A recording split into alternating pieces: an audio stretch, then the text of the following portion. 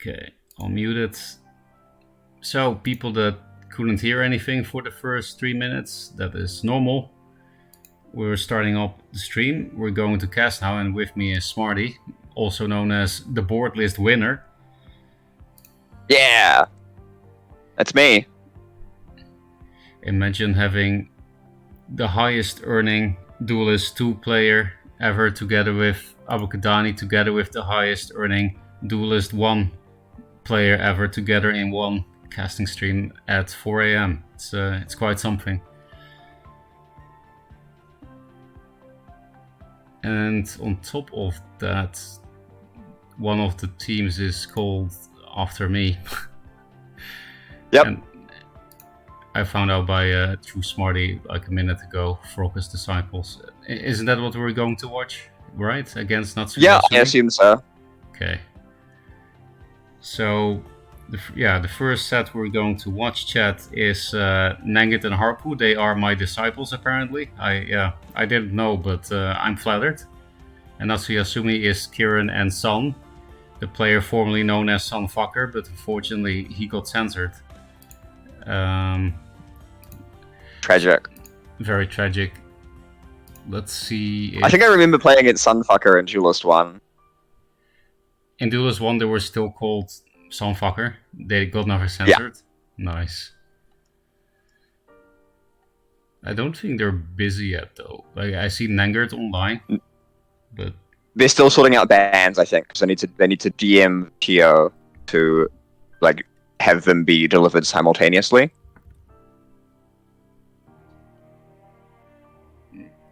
But they'll get into it soon enough, and then we can wonderfully cast these beautiful games. Oh, also decks are getting posted. Oh, maybe that's actually good. Yeah, maybe we should look at that at decks.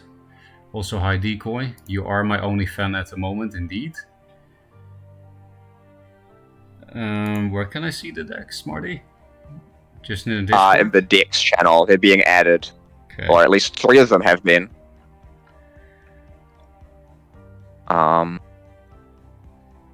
not sure what's up with that, but things will be happening. Ooh. There's some spice in the first list. In the first list. Yeah, in the first list, chat, you can't see it, but I know what Smarty means with spice. There's fucking Chaos Elemental and Magmar. I kind of like it. Flash Chaos Elemental, and it's like, it goes wherever you need it to. Yeah, like in the corner, the perfect spawn. Well, it's Twin Fang, so you just kind of want your creature to be wherever. Yeah. I guess it's actually kind of good for you, right? If it's in the corner, then later you can just kill it off with Spirit Harvester and charge your Fang. Is that the idea? I don't know. I don't know. I think the idea is it's a 3-mana 4/4, and then anything else that goes on is life. Do you think... So, like, Chaos Elemental's ability is clearly a downside, right? Like, it's worse than not having the ability. But it is kind of annoying to clear a Chaos Element. Yeah, that's why in some specific lists, I do think the bouncing effect is not a downside. You know, in those Astral Phasing lists, or in MDS Jocks, Songhai kind of list, then you want it to bounce far away so that's hard to clear, and then you can Jocks or Phasing, whatever. And then, yeah, because, for example, if the thing bounces far away after phasing and clearing some back 9 shitter like White Widow, then it means maybe it can't be shrouded because it's too far away. Right. That's pretty cool stuff. Yeah. Yeah, I haven't played many decks that could get away with playing Chaos Element, but maybe I should check them out. Are you going to play Lizard Elemental? Probably not. My only Lizard list right now is just Twin Fang stolen from Abracadani, and then I cut the Lady Locks for Artifact Hunters and Silhouette Tracers. Well, 1 Silhouette Tracer. I tried 2 games of Abra's deck, and it just made me mad. Classic, you know. It's pretty silly. Yeah. I remember that being my experience too, like just being like, I'm pretty sure I don't deserve to win a lot of these games. Yeah, it's not a fair deck, but you know, maybe there's an upside to this mess that maybe Twin Fang will get nerfed because it got exposed, even though it got buffed only slightly. Um, I do think, for example, if it doesn't charge by the general taking damage, I think it would Yeah. still be strong and more balanced. Be less ridiculous. Yeah. It'd be much closer to being like Soul Grimoire then, Yeah, which exactly. is nice. Because now it's just much better than Soul Grimoire, because Soul Grimoire forces you to play shitty minions, while Twin Fang actually rewards you for playing good minions because they're more sticky. Yeah. And also Soul Grimoire doesn't charge when the general gets hit, so typical Magmar, just have the better card. Yeah, I mean, I think Magmar's real like problem is just the Flash Fang Elucidator thing. Now, if they took that away, I think it'd be still frustrating and annoying, but I think it wouldn't be like. I don't think it'd be the best faction in the game. Yeah, I also think that. Not that I'm sure it's the best faction right now. Well, I think if Flash gets tackled in like reworked or just deleted from the game, one of the two, then I think Magmar would be fine. Yeah. Well, Spirit Harvester is also something that makes. It's not necessarily a broken card. It's just if you don't have an answer, the game becomes fucking stupid. You can't do anything, and the opponent also can't really do much. It just makes games silly. I would like to see Flash and Harvester, and then maybe I can finally stop being a salty Magmar hating asshole. Maybe. So it looks like no games have started. I guess lists are still being posted. Okay. Yeah, I don't see anyone playing. Well, I see people playing, but they're not in the tournament. Yeah.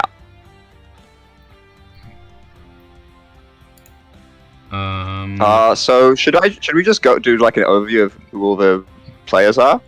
Yeah, let's do that. For people who don't have access to the bracket. So there are 6 teams playing today. First, we have technically top 20, who got a bye, so they're doing even better than they expected, and that is Mad Mac and Sinbred, 2 players who hang around in the Discord occasionally. Pretty nice. Next, without the consent of Faroka, although I don't think he minds that much, Nope. we have Team Faroka's Disciples, which are Harpu and Nangert. That's pretty cool. Nangert's on my Team Wars team. He's a good player. Harpu, I don't know actually. I haven't played against him much, but they're from Dualyst 1. What do you think, Faroka? I know Harpu a bit because when I just started playing Dualyst, what was it, 2015? There were not many content creators, but Harpu already occasionally streamed Dualyst. And he has always been pretty decent, and he's still decent. Awesome. Yeah, he goes to the top 20 of ladder here and there. He just doesn't play that much, so doesn't always stay there. But yeah, he's pretty good. He likes lizards, is the only unfortunate part. But he also has some really good meme decks. He has some really beautiful meme decks. I'm a big fan of his Artifact Venar deck. It's like really Winterblade cool. and stuff. What do you mean, like from Dualyst 1 with Resonant Scythe? No, that's Zohan. I've seen Zohan do that. I mean, in Dualyst 2 with Shield Oracle and Flame Bloods, and yeah, it's like an aggro artifact list, but it plays all the artifacts actually, and yeah, and Shield Oracles, and I played it a little bit against him in friendlies on stream, and it's also not easy to play. It's really cool. Awesome. Well, their opponent for this match are Kieran and Sun. Both pretty good players as well. So like this is quite a high level game, and it's happening in round 1, but that's not particularly exciting because it's only 3 rounds. But it is unfortunate for one of them, I think. And then Team 4 is lizard lovers, who the plan, I think, going in was that their players would be Jay and this complete stranger named Yaj, who I don't know at all. Who knows? But tournament organizers cracked down, so Jay is playing with Fate instead, which is pretty cool. Fate's like a big content creator from the old days, I remember, and now he runs tournaments. So, hell yeah. That's quite a good team, but they have a bye for this round. Yeah, it is cool to see Fate playing in a tournament, tournament organizer playing a tournament. I don't even remember the last time I saw Fate in tournaments, because also in Dualyst 1 he usually organized stuff and didn't play himself, so that's pretty cool. And then Team 5, Poopin' Perfect, is Ghost Driver and Drubada. And Ghost Driver is like a real menace. He's new to Dualyst 2, right? Like he's fully new, I think. Yeah, he came I hope from he Legends, is, or I'm just lying to you. No, he is new. He came from Legends of Runeterra. I'm not sure if he came from a Mogwai stream, but he's really good. I think he has the most tournament ribbons of any player currently. Yeah. And yes, Drubada is his brother, which is kind of cool. That's a neat. I don't know. It's just kind of cool that you're playing with your sibling, you know. Yeah, that also reminds me of Mogwai. The only Dualyst siblings I knew before you told me this was Mogwai and his brother, who is streaming nowadays. But there are more Dualyst brothers, apparently. Yeah, and now, finally, in the last slot, the last team, Team 6, we have You Should Know Me, possibly better known as Decoy. I don't know, a common Twitch chatter and all around, I don't know, you know him better, Froka. Yeah, I would describe him as an all-round troll, the local community troll. Like we need a troll, right, in every community, and I would say he's the resident troll. Yeah, I think that's the best way to describe him. We every time we see a name from the old days return, we don't know if it's actually Silver Mist or if it's Decoy. So, it's pretty funny. I see. Oh, was he like? He was impersonating Alpha Century for a bit, or is he? Was he? That's like. Was that a thing he was doing? Among other names, that was one of the names. Yes. Okay, and the member of Decoy's team is Faye Hentai. Wow, good job, Dualyst. I wonder who Faye Hentai is. I was wondering the first time I saw that name on the ladder. I already wondered, and now I wonder even more. Yeah, well, it's a thing. I don't know. I don't want to say bad things about people, so I'll just say nothing at all. Yeah, I don't think we should get into hentai and shit either. Not really into that. And that was the last team, right? Yep, that was all of the teams. We're still waiting for games to start, by the looks of things. But that's a brief rundown. And what's the tournament format? Or should I explain that? Oh yeah, you can explain it. Awesome. So this tournament format, I believe, so it's a single elimination bracket, but there is a third place match, because third place also gets some some prizing. And it is your teams bring 3 factions, and they ban one of their opponents before the match starts. And then you play. Wait, actually, I don't know perfectly. Is it like you play until you've won with both, or you play until somebody's lost with both? Let me check the rules. I should have checked. I should have brushed up on this before I went live. In my defense, I just woke up. Yeah, maybe I should have checked that before too, If but a in team my wins with a deck, they may no longer play with it. So you are trying to win with both of your unbanned decks. It's a team tournament. You might ask how that works, and it's just the players are in a voice call. Only one of them is like actually, playing the game. But hey, as someone who has been in voice call games before, there definitely is like, it's very different from playing regular Duelist. You're discussing your plays a lot. You justify them a lot. Like, a lot of thought is going into these things compared to at least me when I play by myself, where I just sort of put the cards I can play in random places in hope. Yeah, especially when you're playing yourself, it's easy to miss something. You can tunnel vision quite easily. So 2 people is pretty OP. Awesome. Maybe I should catch up on chat a bit in the meantime. I see a lot of people laughing. Decoy said that the Fey Hentai thing is a human-inspired name. And Ghost Driver banned Abyss against him. So I think Ghost Driver knows who Decoy is. Because yeah, Decoy is indeed a resident purple Magmar player. And Jay's just KW-ing. Hello Simbred as well.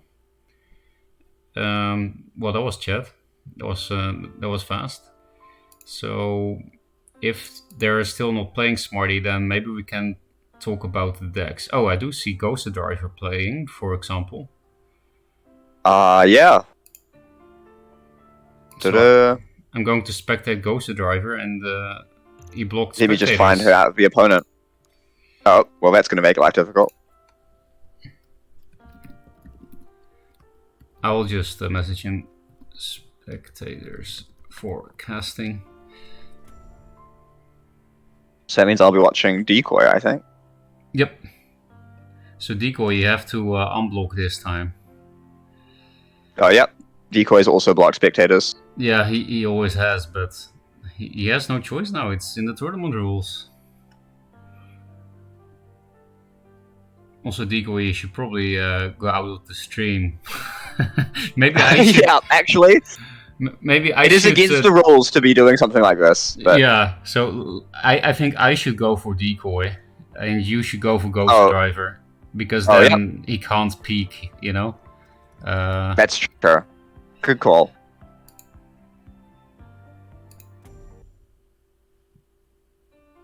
Decoy is still blocked. You got to unblock forecast. Was that forgotten to be said? Maybe that people had to unblock? Okay. I'm putting that in the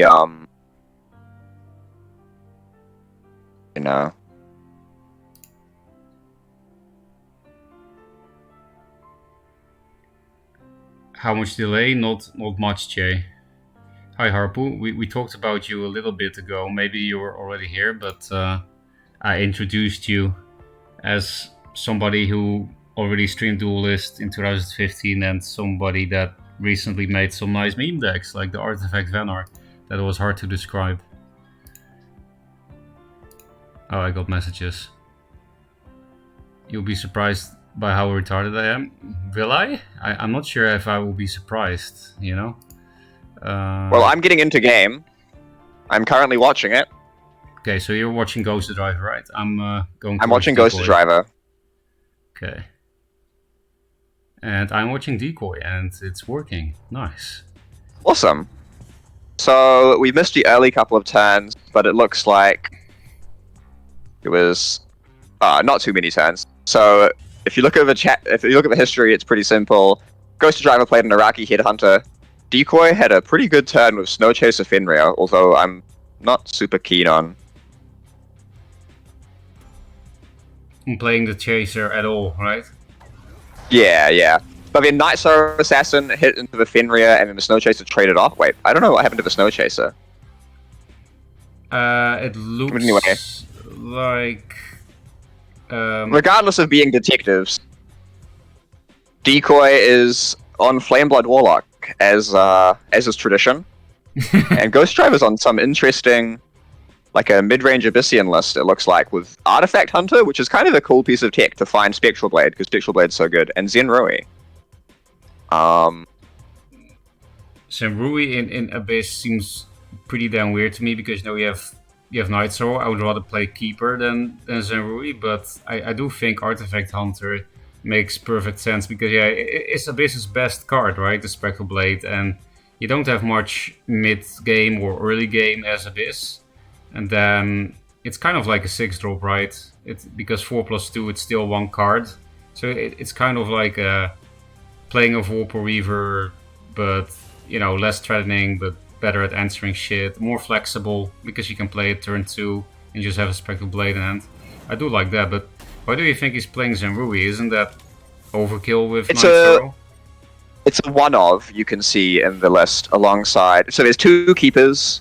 It's a very interesting. It's like Ramp Vannar, so Crystal Wisps, a Frostbone Naga, like keepers, rejuves, Iraqi Headhunters, three trees and 2 Singers, and an aspect of the mountains. So like it's a very late game focused sort of Vannar deck, but still got some early game threats with Iraqi Headhunter. And then its removal suite is Chromatic Cold and Hailstone.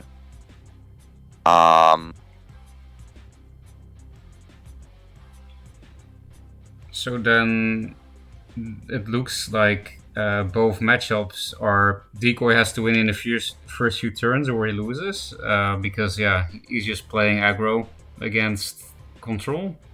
Like all Ghost of Darkness deck are control-y, right? Yes, that is my understanding. Ta-da.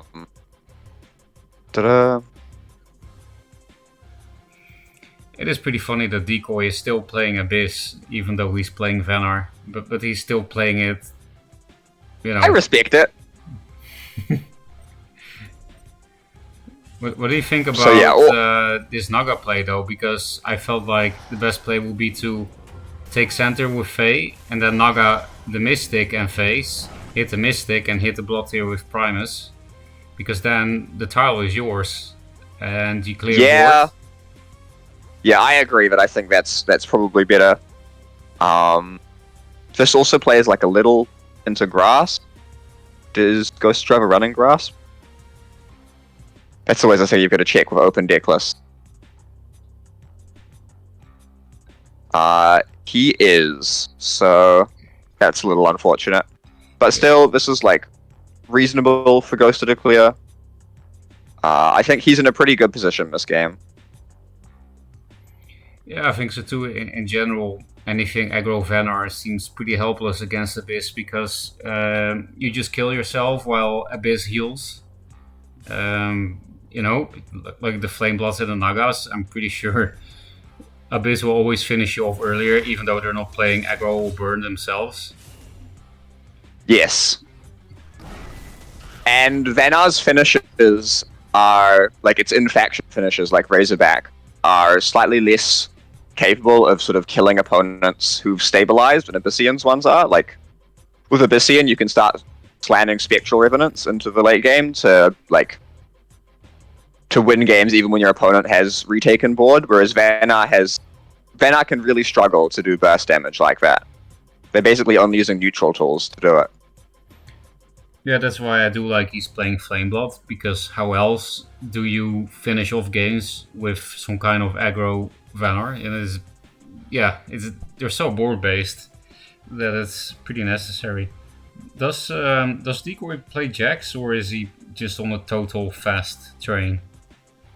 Some scrolling around. I don't. Wait.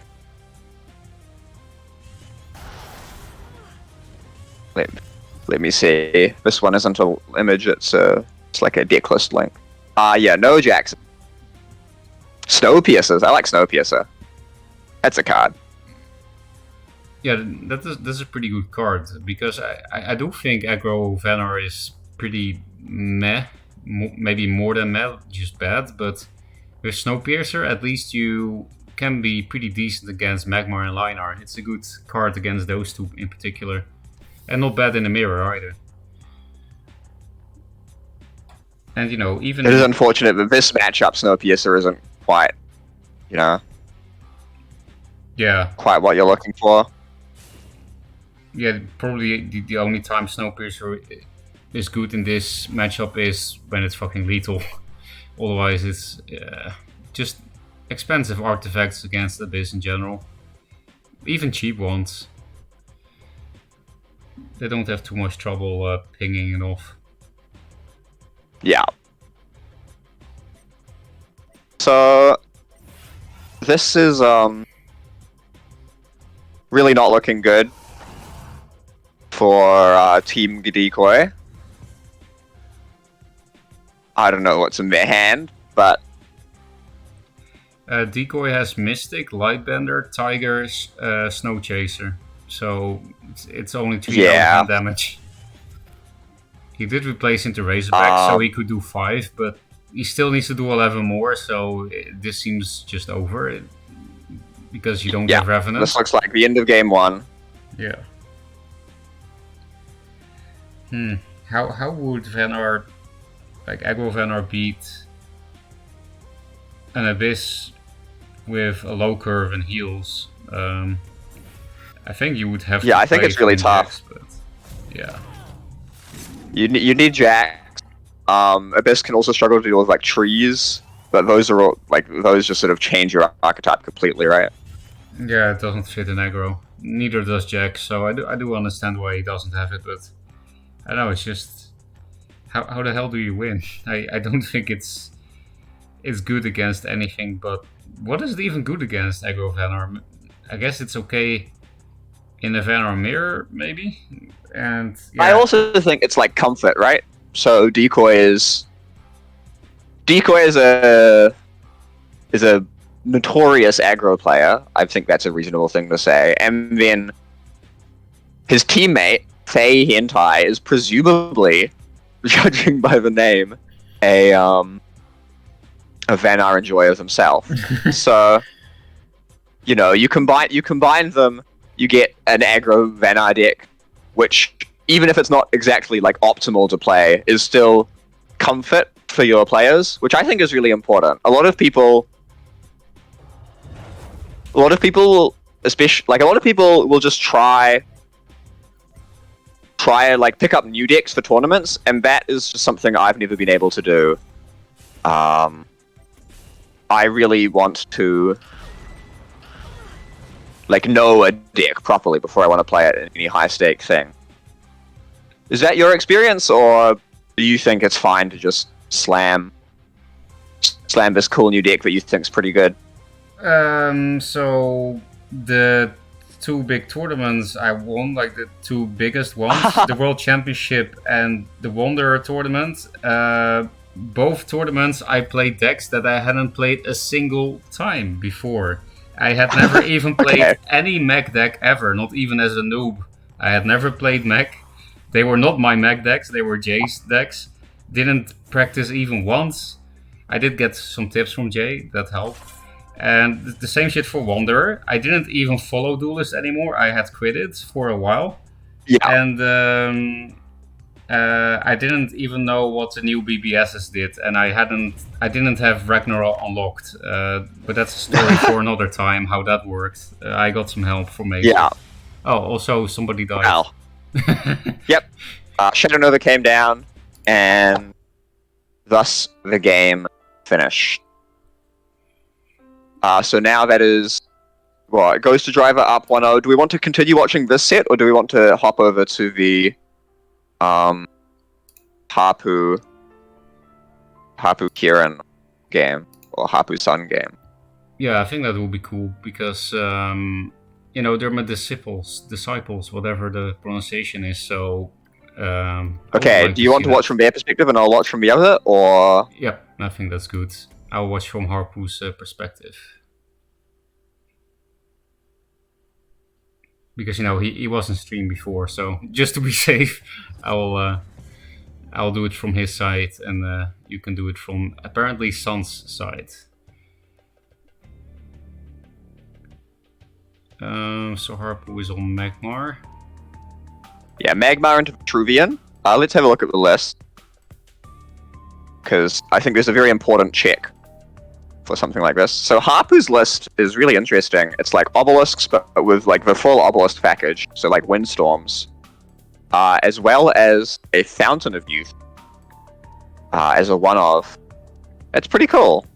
That sounds like Nangert, because yeah, Nangert is like one of the few people to play a lot of vet in the top 20 S rank. I think it's like just Nangert's really good at that. Yeah, he is. I remember consulting with him for my preparation for the boardlist semifinals, talking about how you might want to build Vitruvian to beat Big Vanar. And of course, the answer was that it turns out that you just don't. Well, some people did well with it, and I'm pretty sure, you know, I wish Macer had played in his own tournament, because he was very convinced all the time that just crushes slow Vanar decks like that. But and you know, for example, Tepid did show that off. She beat a few people that were barely beaten, right? Like Sibin and... Yes. So Vet definitely had the best matchup into Big Vanar, I think, other than the mirror is the issue. Yeah. Like, you would gain points there, but you would just lose because you weren't playing Big Vanar against everyone else. And also, it's really difficult to play as someone who tried to pick Vet up for that tournament. Nah. Absolute nightmare. There's so many fiddly things going on. So, anyway, Harpu's team. We should not talk about boardless. We should talk about this tournament. So, Harpu's team has a very interesting Magmar deck. It's like mid-range Twin Fang. There's an Earth Sphere. There's like Spirit Harvester Metamorphosis. But at the same time, there's Kajadas and Mind Steals. So, very sort of different splitting. In this matchup, you can't really pre-equip a Twin Fang because you know that they're playing Rasha's Curse.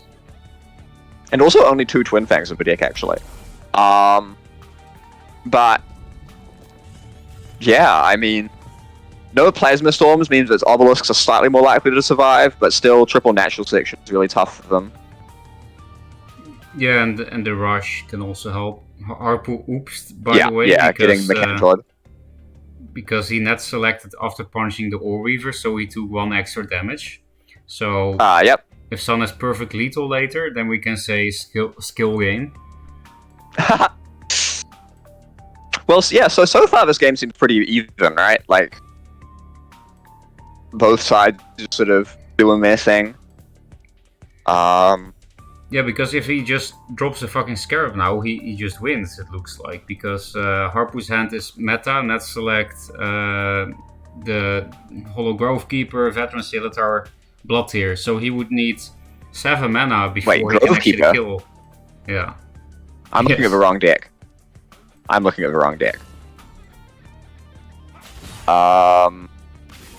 Let me fix that.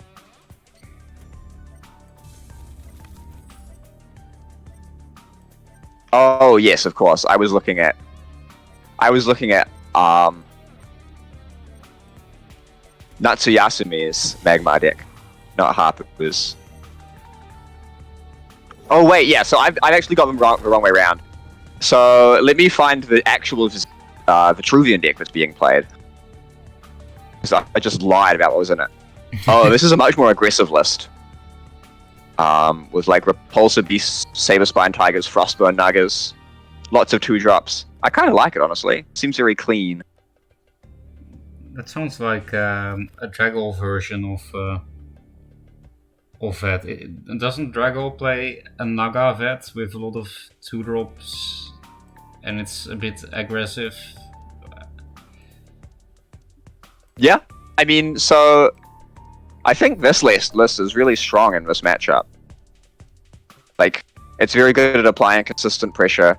It has Scarabs in it, which is very important for the Magmar matchup. It is getting its stuff natural selected, which is sad. But like, the amount of burst you consistently throw into this deck is very high.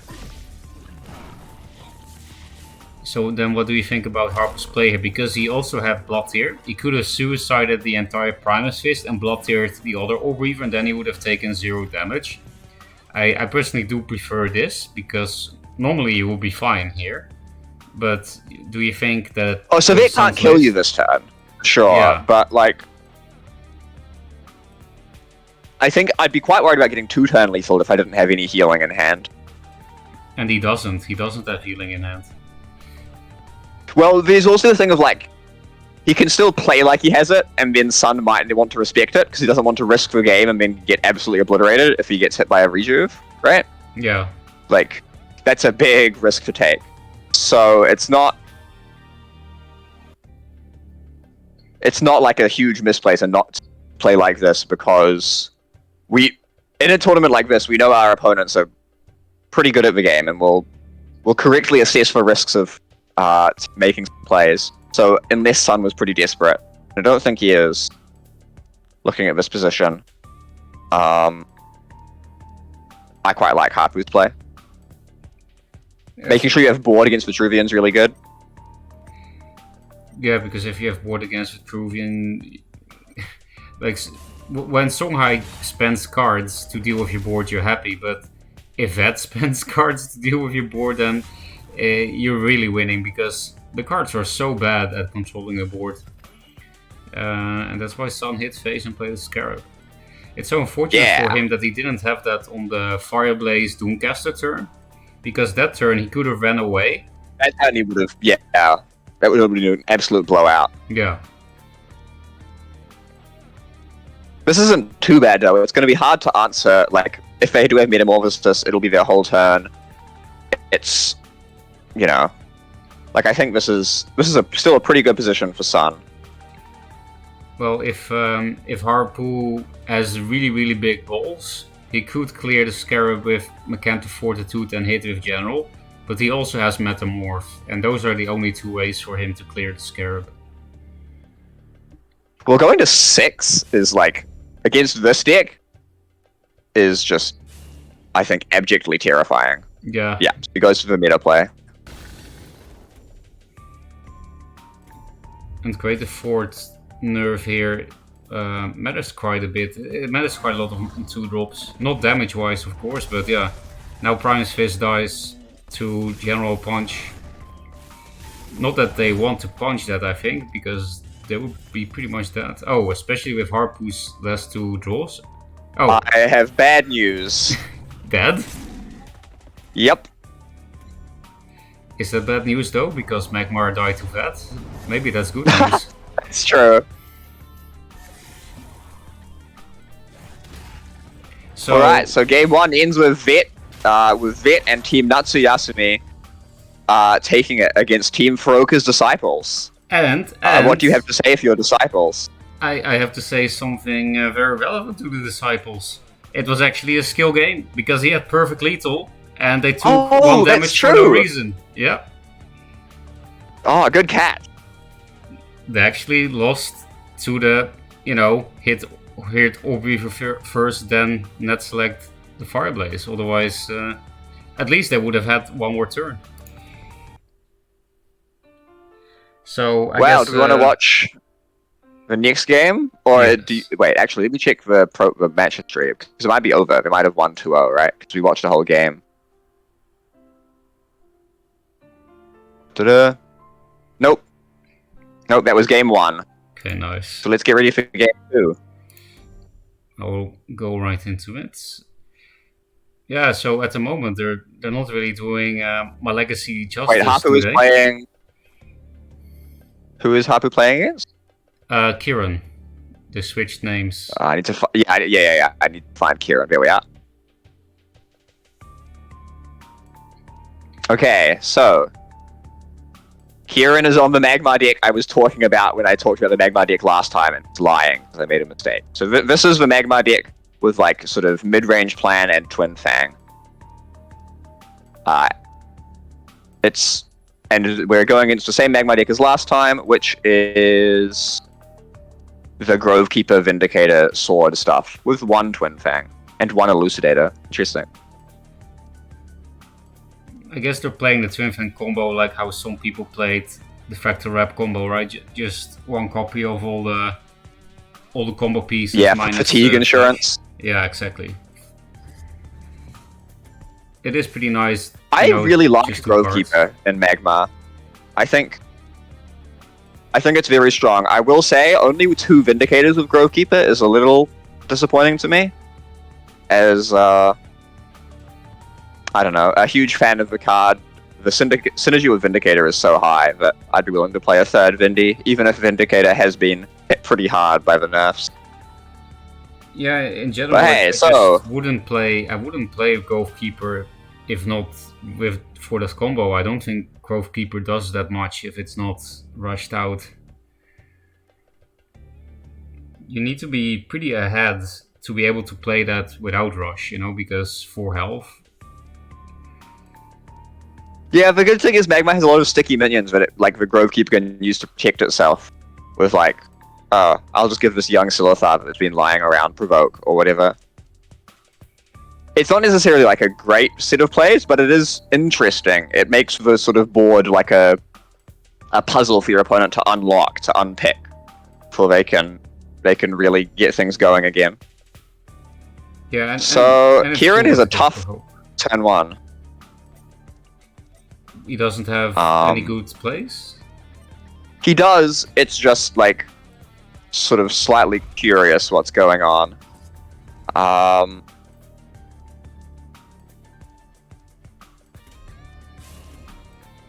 It's... Ooh, that's a pretty big punish for, just leaving Primus Fist up. It's now a 4-5, that's really tough for Magma to deal with. Yeah, it's a perfect stat line against Magma, right? Harpu also had the option to flash out the Harvester, but he's not scared of Kuyata. Mm-hmm. Yeah. Yeah, I actually find it quite hard to react to Kuyata myself, because sometimes you're like, Flash is broken and this thing allows them to half flash everything, but it's also not really a threat. It's a weird thing, right? You're not sure if it's a threat. It depends on their hand. If they have a bunch of 2-drops, then I'm actually happy to keep the Kuyata alive, right? Because then all the 2-drops are easy to deal with. Because you 2/2s. Yeah. But I guess with the Twin Fang decks nowadays, it's always a threat. Well, Harp was at 25, so even a pretty nuts Twin Fang turn doesn't actually win, and would set them behind so far. Would set Kieran so far behind on board. I should be calling these teams by their names. Actually, I think it's unfortunate that we're just going by the player that's playing. Let's try and. So this is Team Natsuyasumi. Team Natsuyasumi and Team Furoka's Disciples. That's it. Let's go with that. So, Spirit Harvester. Pretty cool. Hopefully, I think Kieran really needs it to stick. If it sticks, it's incredible. If it doesn't, less so. But Magma is not super good at dealing with, random backline minions that aren't weak. So, we'll see how it goes. Yeah, Harpu indeed has no way to deal with that 5/4 in the corner. He has 2 Spirit Harvesters of his own in his hand and a Flash, so he can do 2 damage to the Harvester, but it doesn't really do much. Yeah, and it expedites, it means that Kieran won't need to hit into the Veteran Silithar later. Yeah. Which I think is something that Harpu wants to encourage. Look, Grovekeeper! Ooh, there it is. Going in. But surely you Grovekeep after, right? Grovekeep after you trade in the Veteran? Yeah, because then the egg is provoke. Yeah, exactly. That was another ordering mistake from Furoka's Disciples. Feels bad, man. At least, so still this way Kieran can't actually clear, board on board because he can't reach the Grovekeeper with his general. Ooh. But if the a spicy card was just drawn. It will be better. Yes, if you get broken, it would be better. Yeah. Yes, absolutely. 100%. because you'd keep Starhorn locked down. They'd have to position quite funnily to avoid getting frenzied. But hey, a Mind Steal was drawn for Kieran, which might be the play. It's unfortunate for him that he doesn't have 6 mana and gambled the Mind Steal because Harpo has Flash Mecanter. Imagine Flash Mecanter here is... well, actually it's not that great because of the Spirit Harvester. Yeah. This is what we were talking about earlier, right? With the Spirit Harvester being sort of funky because when it sticks, the game just sort of stagnates. Yeah, the game, you can't really play the game anymore. You can't play small minions because obviously, and you can't play big minions because of Metamorphosis. You can't really do anything, and the same for the player who has Harvester. So Kieran made a really interesting play here. He had a hand of Silhouette Tracer, Mind Steal, and Mecantor, and he declined to play Mind Steal there at the end of his turn. So that puts him down 1 card, but it means he's guaranteed a Mecantor next turn. Of course, Hapu does have a Mecantor, but Kieran didn't know that. Not Kieran. Team Natsuyasumi. So you think Team Natsuyasumi didn't Mind Steal because they wanted to keep the Mecantor and not override it? Yeah. I think so. Because Mecantor is just, like, really good. Alright, the Spirit Harvesters are going at it. This is pretty silly. Lots of spirit is being harvested. The Spirits of Joy. Harpo could have made a different play here. He could have put the Harvester below his body and then walk 2 up.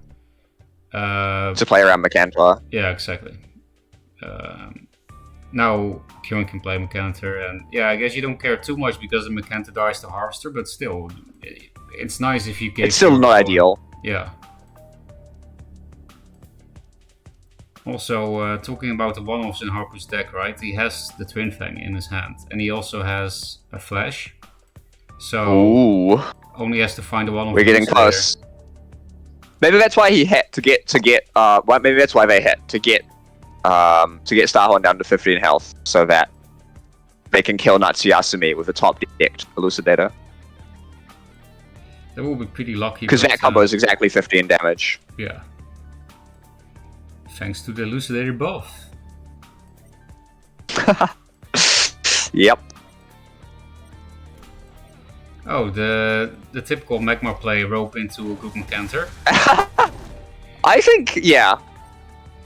I think they were discussing whether the Mind Steal or not. And the answer was apparently not. Which I like, because Mecantor's just really good there. Well, not really good, but better than most other things you're going to get. Yeah, because now Harpo is also in Twin Fang combo range. But if Harpo has it, then Kieran can no longer steal that combo, obviously. Okay, so Harpo has an option here to pre-buff with Greater Fort and draw 2 cards, or nope. Are you surprised Harpo Interesting. hit? So Kieran does not have the Elucidator combo. Well, he doesn't have Elucidator in his deck. So Team Natsuyasumi do not threaten lethal the same way, unless they Mind Steal the whole combo. They don't threaten. Oh, am I back? Yes, you're back. There was just Sorry. a second that it cut off. Yeah, my internet is a little funky, but hopefully not a huge issue. Anyway, was it caught that when I said that Team Natsuyasumi aren't playing Elucidator? Well, now I know. But Okay, yeah, playing Elucidator. So it's they just aren't threatening burst the same way, basically. yeah, it's pretty odd to play Flash and Twin Fang and then just not bring Elucidator. Oh, Tracer. Maybe I kind of like this. A J kind of deck. Yeah, and they So they have to do that. are on Tracer, and they do have a second Tracer in hand. So if they're trying to stack up this Twin Fang to go for a win, and because of the Spirit Harvester, there's not a whole lot Harpu can do about it. Well, Harpu can... So if this doesn't get rust crawled... Harpu has 2 pings though. He has Flash Mccanter and Blot here. And if Kieran, whatever the Weeb name is, didn't Tracer away, he would be dead because Harpu has Flash Mccanter Twin Fang, which is also pretty strong. And he's considering replacing First Sword of Okran here, even though it's, a good on-curve play, but I do understand why. Because this is like Harpu, a weird... it's a weird... Like, both players are sort of setting up the kill, and they both know about it, Yeah, exactly. It's a cowboy movie, right, where they stare each other in the eye, and the first one to move loses. Dies. Yeah. No, I love this. Okay, he replaced the Blot here, which I'm surprised about, because, how else are you going to deal with Twin Fang? But maybe they're just going to try to stay out of Tracer range. That's really difficult. Tracer is yeah, it's insane range. A very rangeful card. Yeah.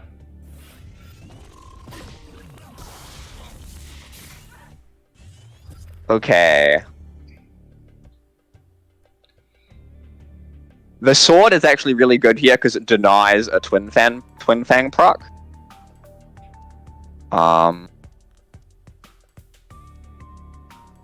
Team Natsuyasumi could have had 6 attack here if the Spirit Harvester hadn't been buffed, and I think that's what they were going for, the fact that the Spirit Harvester to attack the Silhouette Tracer and then ping it down to kill it. So this is a really good sort of parry to that. Lessening the impact of the Twin Fang right now, giving them more time to sort things out. Yeah, because they could not actually play around the Tracer this turn, so I guess that's why they did that play, but still I'm surprised he replaced Blot here. I did see he had a lot of trouble replacing. They didn't replace until the last 10 seconds. It was not an easy replace. Because everything could potentially help with or killing the opponent or dealing with the Twin Fang. Uh-oh. This is unfortunate. I think this team has fired first. Oh, but they won't... They actually... Oh no, the Magmas will break the Twin Fang. Yeah. So, I think... From what you told me about Harpu... Team Feroka's Disciples' hand... Yeah, they're dead. They're just it is like the it's the cowboy movie, and they blinked first. Yes, exactly. They're very dead. Unfortunate. They didn't need to replace, but maybe they wanted to pretend, to tilt the opponent that it was a top. That's always a good idea. Yeah. Plus EV. So. But alright, that puts us 1-1. So we get a game 3. But this time it was not a skill game, because this time Feroka's Disciples made another ordering mistake, but won anyway. But I guess still skill game, because, they blinked first, so they got shot. Yeah. Yeah. Well. It was kind of a cool game, actually. The ending was pretty cool, yeah. Like the last few turns with the high tension. And I guess they lost to impatience, right? Because they didn't need to approach. They could have just walked into the corner, especially because they had another Tracer. But yeah, they got impatient and died to a Twin Fang. Well, let's get ready for game 3. So it looks like actually neither team banned Magmar, which is interesting because of the way this format works. There are bans, and Magmar made it through. I don't think we know which deck Team Feroka's Disciples are playing, but they're going to be into Magmar. They're going to be into this Silhouette Tracer Twin Fang deck. Well, maybe that's why they chose this name, the Feroka's Disciples name, because then people think, oh, we don't need to ban Magmar because they will not. No, you can see the decks before you ban. I know, but maybe it tricks people into believing they're not actually going to play the Magmar well, because they hate it or something. I see. That's fair. It's a slight might game that will never work.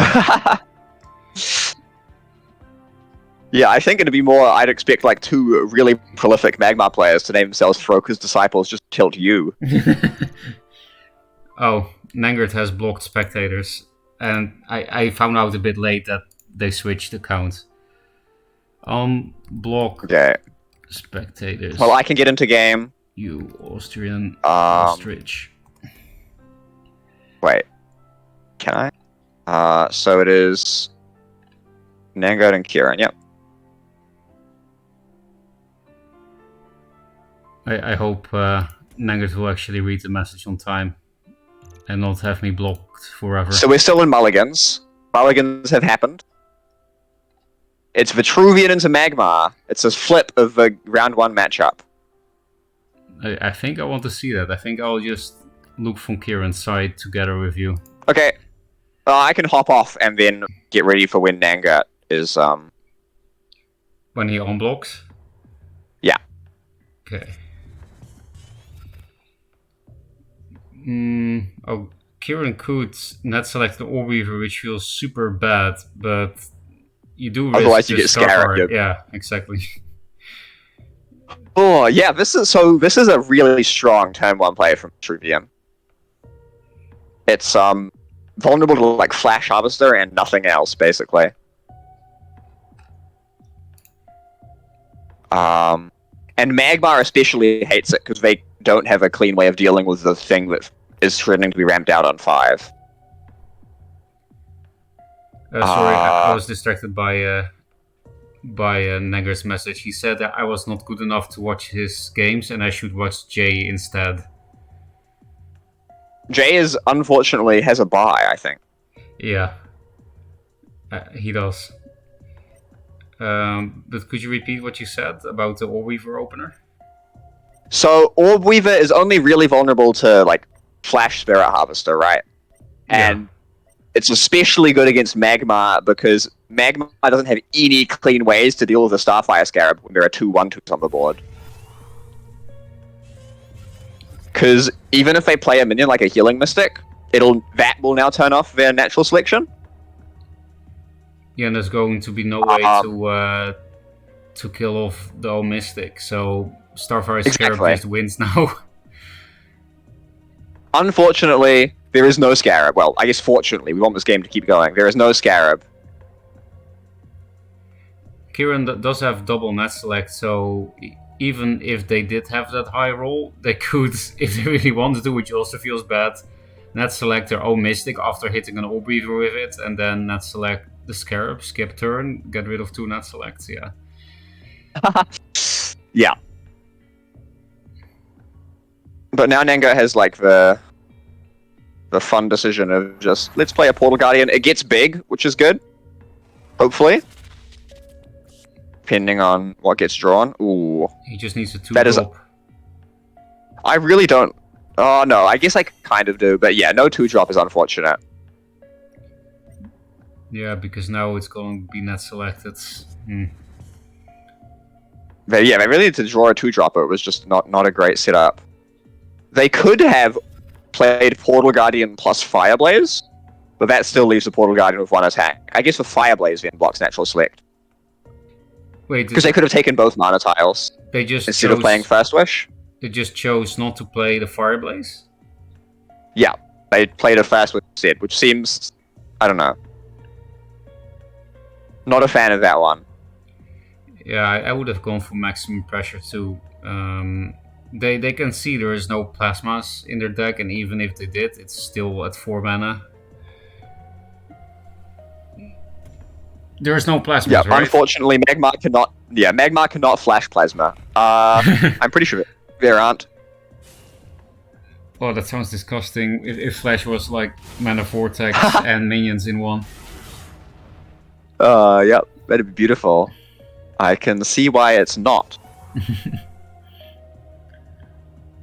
Oh, Nangert can high roll the Scarab again, like ramp it out again. Does he have it? Does he have it? I mean, Frogo's disciples can. Tragically, he does not, although there hasn't been a replace yet.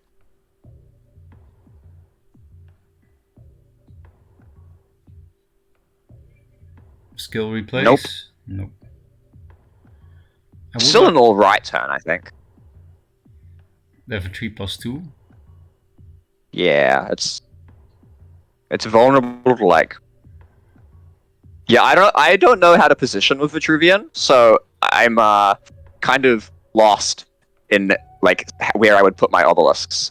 But there are 2 obelisks maybe coming down this turn.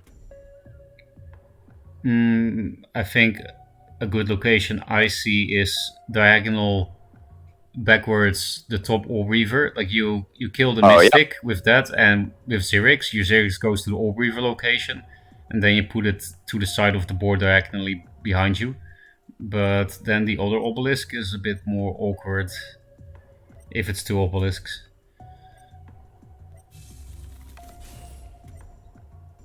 Now he's going for maximum pressure, he's not even backlining any stuff. Which makes sense against Magmar, they can remove everything anyway. And it plays around Metamorphosis well enough. Only one can be Yeah, and hit. keeps that Mystic away from anything. Like this Mystic on the top tile, it can only go face. It's not going to be used for board. Yeah. Which is really strong for Feroka's Disciples. So the Weep team have Net Select, Harvester, Kuyata, and Macantor in hand.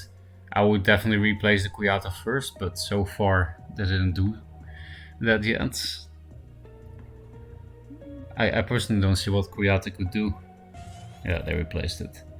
Okay, they have only 2 options: Spirit Harvester or Net Select Mystic. There's nothing else they can do. But what do you think is better between those 2? Spirit Harvester is very much, what's the word? Aspirational, but it might be required, right? Like, if you can stick a Spirit Harvester for a couple of turns, it clears all the obelisks. It's just, that's going to be tough to do. Whereas, the Natural Select play is, like, safer, right? In the sense that it's, I don't know, more consistent. Like, it's much more fine if it gets siphoned or something. But Harvester comes down. Bad Dervish spawn, or that's what you get for putting an obelisk there, right? Most of the Dervish spawns are going to be pretty bad. Only 2 of the 7 could actually hit Starhorn there. Yeah, but I do understand. Like, he actually put the stuff relatively aggressively, because you can also choose to put obelisks in a way that they don't get hit on board at all. He didn't do that. So That's true. It feels a little bit bad, but yeah, there were not many good spawns. So the Disciples are deciding now between playing a Scarab or going Rasha's Curse plus Dunecaster, clear the Harvester. I think are the 2 options I can identify. Yeah, of course. And we're going for Scarab. I love it. Well, they're gonna get punished. Of course, they got the Scarab when it was too late, after they already played Harvester instead of on turn 1, 2, or 3. Oh, so now it's going to get Metamorphosis? Yep. They have meta in hand. Oh. So tragic. And that's really bad, because now the Rasha's Curse won't clear the Spirit Harvester, because the General will be too far away. Yeah, and also, they'll lose the Fireblaze buff. Yeah, it could just be over even. However, the Spirit Harvester is not a threat to Nangert at the moment, and Kieran can also, the Weep team and Feroka's Disciples, they can't really do much themselves either. They don't have replace last, by the way. He replaced the Mystic after casting meta, and he got a Mind Steal. He also has 2 flashes in that now. Yeah, with the Spirit Harvester on board, both players cannot really play the game at the moment. With I will say, Feroka's Disciples are running Time Maelstrom, which gives them a strong reason to want the game to sort of stall out. Yeah, then this Harvester bullshit is not necessarily bad for them, because both players are just not really going to do much. All their stuff is going to die, and indeed with Maelstrom versus Magmar, I guess you like that. I will also say, for the benefit of Twitch chat, that the reason Feroka is calling Natsuyasumi the Weeb team is, of course, because their name is Summer Holidays, Japanese. If anyone was curious. Because otherwise you might just think Furuoka really hates these people or something. Nope, I don't. I even live in Japan. Okay, so the weeps have a net select for that thing. They could also mind steal, but they have double flash and a Macantor in their hands, so I don't think they want to do that. Now they could flash Macantor with a Twin Fang. They just played a Rush's Curse, but it's also, yeah, it's very risky into the next one, and it doesn't really do that much. The Portal Guardian would still live. Yeah, because the Portal Guardian does go down to 1 though, which means because they haven't. Yeah, I'm not sure. This is just like a really tough game. All the Spirit Harvester games where one's stuck, sort of need to navigate that, are really challenging for me to navigate. Because I'm very much like a sort of monkey brain. I want to make the best play this turn, no matter what, sort of thing. And Spirit Harvester makes that very strange. Well, the thing is that there is no right play quite often with Spirit Harvester, at least not board development wise. Like if you have a bunch of face cards, then like for example you have Lure and some face cards in Abyss, then it's quite obvious what's best. But if you are playing a board-based deck, then you just have to gamble pretty much. Like, oh, do I play into meta or do I play a bunch of shit that just dies? Do I just pass my turn? Like, you can't really make a correct play. Yeah. So they do have the next rushes. Oh, that's which that's is nice. Good for the disciples. They also have 2 time maelstroms in hand. I would just keep them at this point because, yeah, maybe you can cheese them out of the game. It's not far away, the double 9, and Archon is no longer a card in Magmar. Yeah. Did they? And they could also possibly clear the Harvester if they want to. With Prime Assist or something? Or just tank 5? They can rushes and then either Dunecaster it or just hit face. Yeah, so the thing is, if you just hit Playing around Macantor like this is really heads up. They're positioning super well around Macantor such that Macantor can't actually frenzy anything. Yeah, airdrop is pretty cool. I also think, using the Rush's Curse, that's brilliant. What do you think about the Doomcaster placement? I'm thinking that, well, the deck lists are open. Are there Dancing Blades in the opponent's deck? Because with the Windstorm, no, there's not. Because then I feel like this is a slight misplacement of the Doomcaster. Because if Dancing Blades is a thing, then you give the Dancing Blades in a position where it cannot hit the Windstorm the next turn. That's pretty cool, especially because the Doomcaster is not out of position because of the Windstorm. But since there's no Dancing Blades, I see no reason not to put the Doomcaster 1 square more forward so that you can still always hit the Lizard even if the Windstorm dies. Yeah, I think the main pull for this is that if they want to do the natural thing and just trade face into the Dunecaster, they like pulled further away from the Obelisk. Like, gives you time to sort of set up stuff. Although I agree, I think it's a little frustrating if they just go and kill the Obelisk, then you can't, you know. What? Yeah, and on top of that, the thing you said, that pulling them away from the Obelisk, that's not necessarily a good thing. Because then, you know, you can't hit with your Dervishes most likely. Oh, he has a disgusting Holy crap. turn. It kills a Macantor, though. It's like, that's really wild. Yeah, it's actually not the cleanest kill, the cleanest clear, but it works. And they also have a Mind Steal in hand, so they don't care playing 4 cards in the turn. Imagine Mind Stealing 2 Maelstroms. That's scary.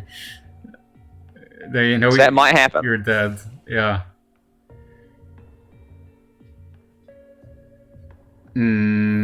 Why is Lightbender and Magmar a thing nowadays? I've seen it a few times lately, and well, they might still die to the double Maelstrom because of the 4/4.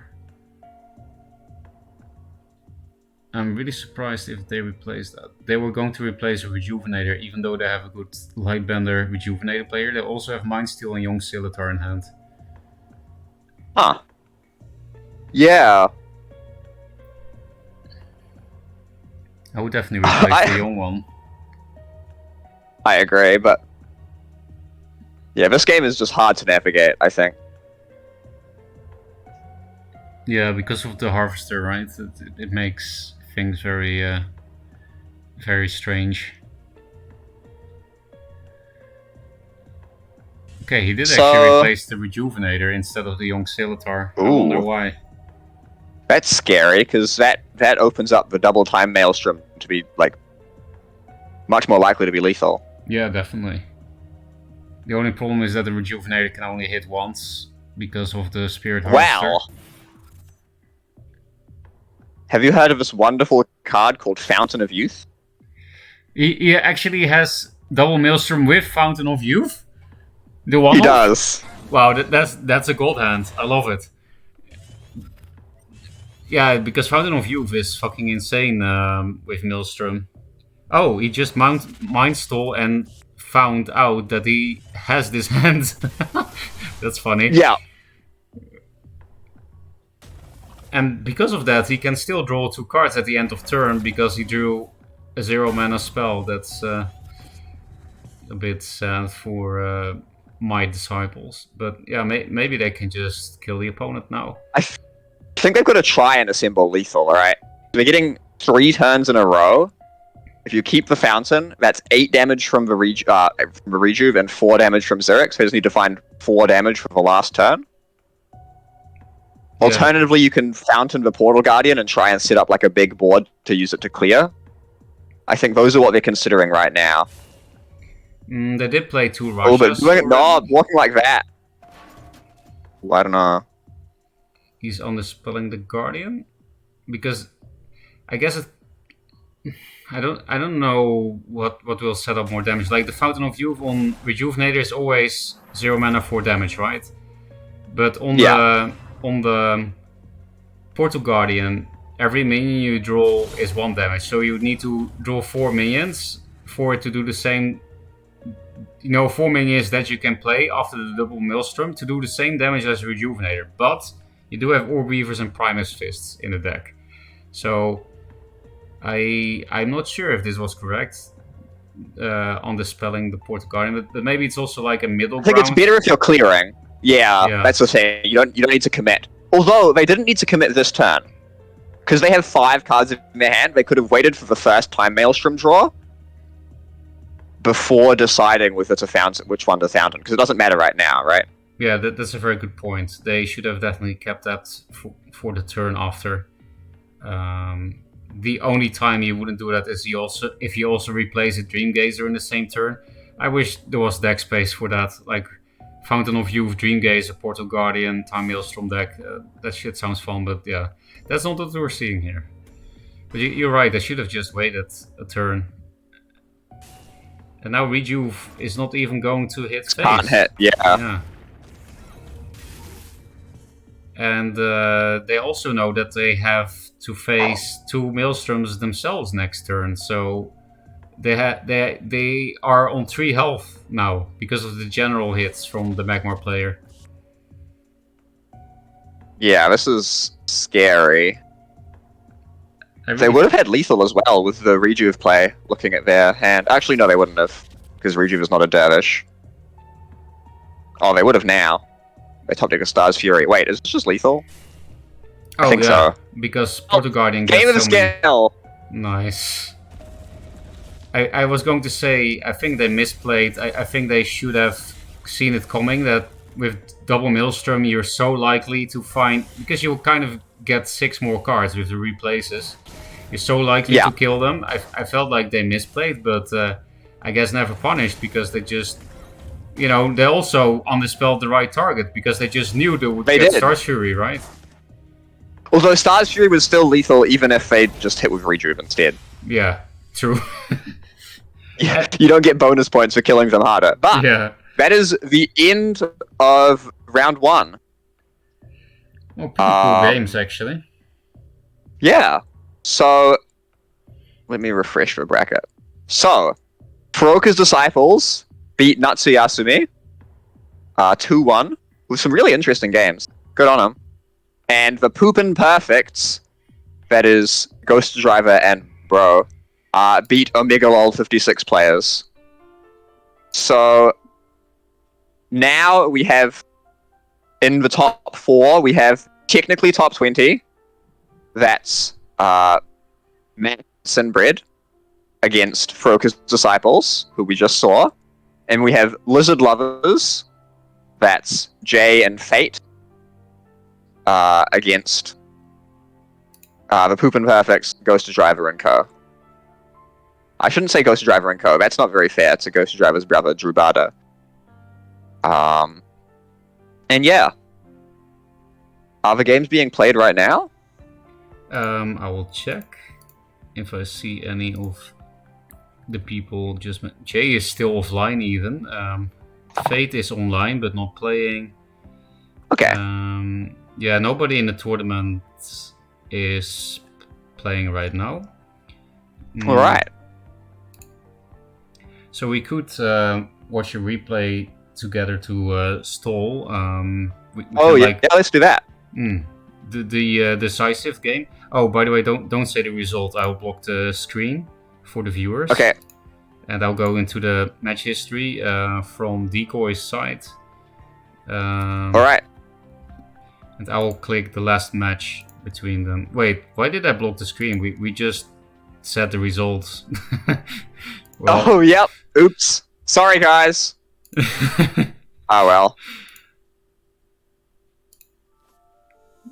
Okay, I am in now from Decoy's side. I just pressed pause. I pressed pause right after the mulligan was over. So if you click pause immediately after Ghost Driver's mulligan phase, we'll be decently in sync. I will go to real time. I've paused. We're at ×1. Okay, ready to go? Yes, 3, 2, 1. Nice. Oh, okay. So, the Fey Mirror. Decoy has a funny hand. He has a triple Hailstone and a Fenrir and a Snow Chaser. Yeah, all Hailstones are in his hand. This is a pretty good start from Team Ghost Driver. Especially when Decoy has no turn 1. No turn 1. Yeah, because it like protects the Hearth Sister from the General, which is something that's quite good, and still makes it quite mobile. It can get around. I didn't see the Hearth Sister yet, so maybe we're out of sync. Now I see the Hearth Sister. Wait, you haven't seen them play the Hearth Sister? No, they just played the Mystic. Oh. I'm like going fast then. Are you more than ×1? I'm ×1. I'm ×1. Who knows what's up with that? Maybe I'll just watch the stream slightly delayed, and we just do it from your perspective. That's also good. Then I'll pause for a bit, give you some time to tune in. No, I have the stream open now, so I can see chat.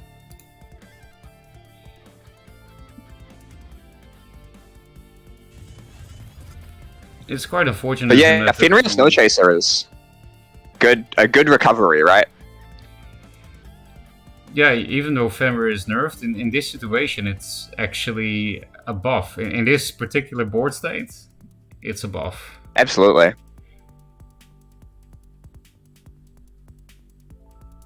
I do feel like Fenrir on average is worse, but I do think it's cool that they nerfed it in a way where it's, not always worse. When it's not strictly a nerf, it's more interesting than a real nerf, because then, you just feel nostalgic for the power you once had banished. I'm just grumpy because I'm a Songhai player, and the Fenrir change was just a buff against Songhai. Yeah, true actually, because the Phoenix Fire doesn't clear it, and Tuskbore don't clear it anymore. Yeah. Like they clear the second half, but not the first. And the second half feels so awkward now to Phoenix Fire. It feels really not worth, but sometimes you have to, just to clear board. And yeah, in general, I've noticed when I was experimenting with playing other 3-drops instead of Fenrir, that Songhai is actually the main matchup where I miss having Fenrir instead of the other 3-drops I tried. But I do think against that makes sense. Against Lion-R and Magmar, for example, Sworn Avenger is better, for example. Not strictly still, but it's, they don't need to play removal on it, on the Fenrir. And it used to be such a good removal magnet. Decoy's Hand is still awkward. Yeah, missing the turn 1 was actually really bad there, because to let the Hailstone Prism kill the Fenrir. Like, it got burned, which is problematic. Yeah. There are some exciting lethal opportunities to hold on to the Hailstones and just go Flame Blood, Hailstone, Flame Blood. Also, Decoy says, Jay, and Ghost Driver are in a game, so we can go out and watch that if we want. I guess we should, because chat already knows what's going to happen here anyway. They know who's going to lose. So I'm the one who's watching. Fate asked me to be the one who's spectating their games, so you should watch Ghost Driver's perspective. Okay. And it's Fate versus Ghost Driver. I wonder why Fate asked this. Maybe so that he can watch stream and see Ghost Driver's hand. Oh, that's... I don't know. I would trust Fate not to do that. Me too. Yeah, I'm just meeting Fate. You know me. Right. So, Ghost Driver... Oh yeah, this is the mid-rangey Abyss stuff. Fate is already kind of in the corner. So, looking at the decks, Lizard Lovers have Jax in their Vanar deck, and Ghost Driver doesn't have Breath. So, that's a little awkward. Oh yeah, that will be an easy way to cheat to win then. By the way, Ghost Driver made a weird play. He had Mystic, Night Sorrow, Araki, Lure, and he replaced the Mystic. Even though Araki Mystic will be so good this turn. Like, you hit for 3 and re-heal it, then it's a 5-3, and you have a 3-3 in the back line. That is interesting. I guess we're just smoking it up.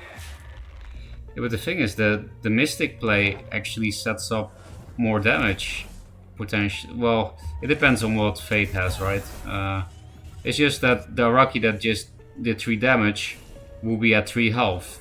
And you don't get punished by Heart Sister. Oh, or Dancing Blades. That's pretty bad. Yeah.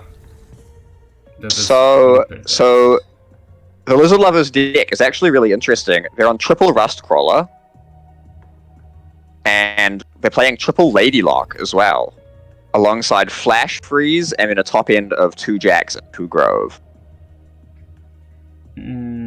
So they're really going for like the sort of zoo plan, and then you just finish them off by having stuck a board, then play a Grove or a Razorback, or you play a Jack and you stick a board for free. Seems like a good plan. Yeah, that sounds like a good deck. I Flash Freeze is interesting. Yeah, exactly. That's the cool part about the deck, right? The rest is pretty normal, but Flash Freeze. They also is, of course, no Glacial Bone Chill, no Snow Chaser. So like they just cut all the Vespers, no Cryos, obviously. Like I going hard on like that, because Snow Chaser is so bad as player 2. Instead. What removal are they playing then? Hailstones, Chromatic Colds, and then 2 Flash Freezes. Yeah, it is pretty cool though that on 7 mana you can just stun something and play the 3. That is true, yeah, or like stunning something and playing a Jax. It's kind of cool by Ghost Driver to leave Oh wait, no, that's Fate's rejuve. Ignore me. And the game is But over. yeah, this is really bad. Yeah. Yeah. Well, if Fate never draws Razorback, then the game is actually not over because Ghost Driver can ramp into Rev, and That's true. He would just not be dead. So. I will say, Fate does not have Ghost Driver, not Ghost Driver in his hand. Razorback in his hand. Imagine if he had Ghost Driver in his hands. That would be very strong. Ghost Driver is probably a very powerful card, given that Ghost Driver is a very powerful player. True. Although I guess that's not how it worked with all the vanity cards. Most of them didn't see much play. Yeah, was there even a good one? Shiro Puppy Dragon, I think, was pretty good in Swarm decks. Yeah, that was just a good card in general, yeah. Shiro Puppy Dragon. Anything else? Not really, right? I have the theory that... Not the theory. I boldly proclaim that Skarzig was just a good card at the end of Duelist 1's meta in Songhai. Because it was super easy to activate against a lot of the top decks. So there were a lot of one-attack minions? There were like Ragnar BBSs, Reaver BBSs. I mean, those are the main ones. Celebrants. Like, it just sort of... Against most, like, non-Titan things, you had a lot of targets. But anyway, I'm getting sidetracked, I'm sorry. This is not a Duelist 1 stream. Although, the stun on the Revenant means that this is not looking great. Yeah, and the heals. But, yeah, as long as Razorback doesn't get drawn, Ghost Driver will have a decent amount of extra time. Well, maybe not against that, the 4-3 and the 5-3 that he can't run away. Well, yeah. He can run away from the Rejuvenator at least with a Night Sorrow on the Mystic, but still the Araki is a problem. Well, he replaced the Shroud. Okay, Shroud's really good. I think this is the first time I've seen that Jack's True Sight skin, the like RGB one. Yeah, that's because it's like $500 or something. $500. Oh, okay. That's why you never see it. Yeah. I have. Damn! If only I'd won the Dualyst Tournament before the Kickstarter had closed, I could have put some money into the Kickstarter. Tragically, not quite how it works. Yeah, the chicken and the egg thing, right? Oh, I would also like to point out, by the way, I just noticed that they had 2 different Mystic skins on board. That makes me feel like Fate told... They play all 3. Yeah. Fate is a skins enjoyer, so not too surprised. I really like Fate's Mystic skin. Trans Pride and all that. Is the Cotton Candy one, is that the Trans Pride? Yeah. It's blue and pink, and also a little bit of white, which is the colors of the flag. Which is pretty cool. Then, do you know what the other Mystic skin is? Because there is another Mystic skin that looks very similar. It's almost the same. Is it also I think that's not a Pride flag that I know of. I mean, I might be wrong. I think that's just the person who liked its like favorite colors. Whereas like Fate deliberately made his colored like that. Yeah, I talked to him about it. I heard it that it was intentional. So, we've gotten very sidetracked, and this game is like less over than I thought it would be, honestly. So, there is the Razorback. But I mean, is that lethal? I don't think so. They're playing like it isn't. Was that Mystic? Is that...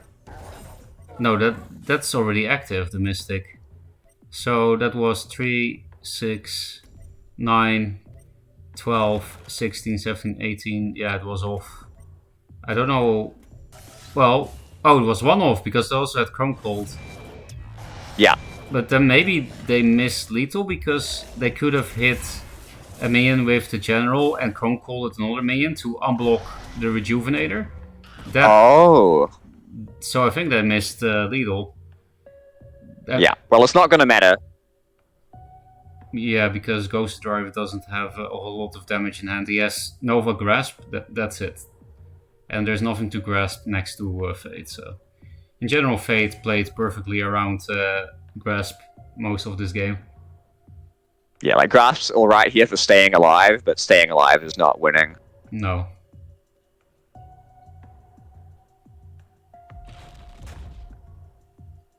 Okay. Yeah, and 12 damage, 9 damage still. So, yeah, this just buys one turn indeed, and they die the turn after. There's no way Ghost Driver is going to have time to play Novas. He has 2 in hand, which could be a solid win right, but it's not going to work here.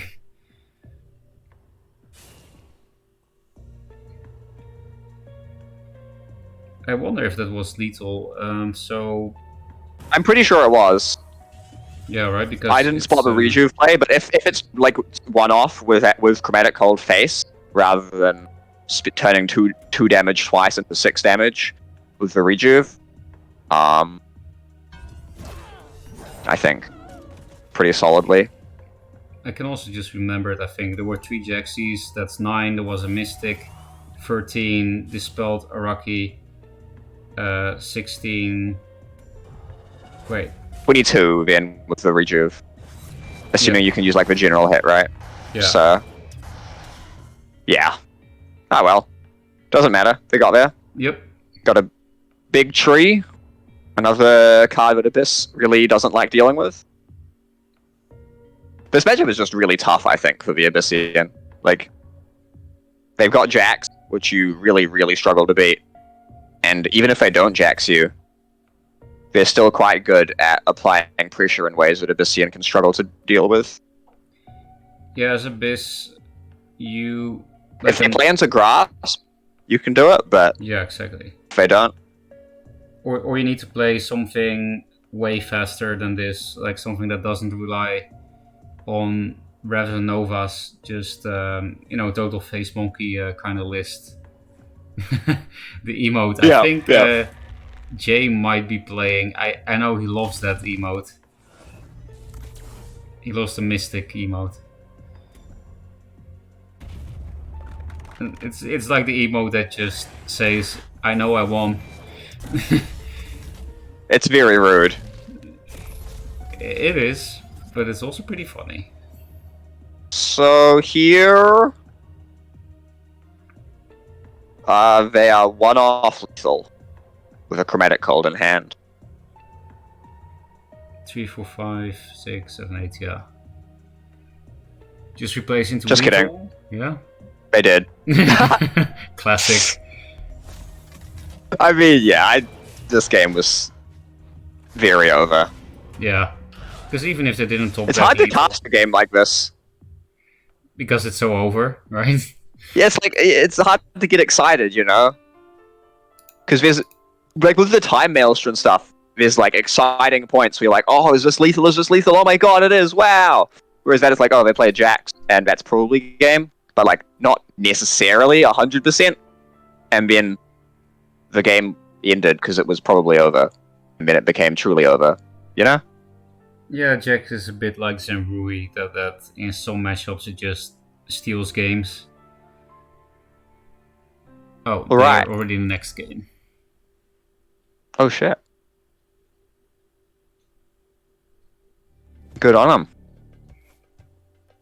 Okay, now they're on Okay. Wait, so are you watching from Ghosts or Fates? From Ghost Driver's side. Okay, nice. Yeah, so this is Chaos Elemental Magma. With the triple Twin Fang, triple Elucidator, triple Flash setup. That is a good looking Chaos Elemental skin. Is it the green one? It's like orange and purple. Oh, that does look very good. It's like a lava version. Yeah. By the way, Ghost Driver had an opening hand of 2 Spectral Blades and a Mystic, and he replaced 1 Spectral Blade. Do you think I'm crazy? I think that's reasonable. Yeah, because I wonder if I'm crazy for I think I would have kept the whole hand because of how much That's Spectral true. Blade fucks Magmar, especially in the Magmar. early game. Yeah, that's a good point.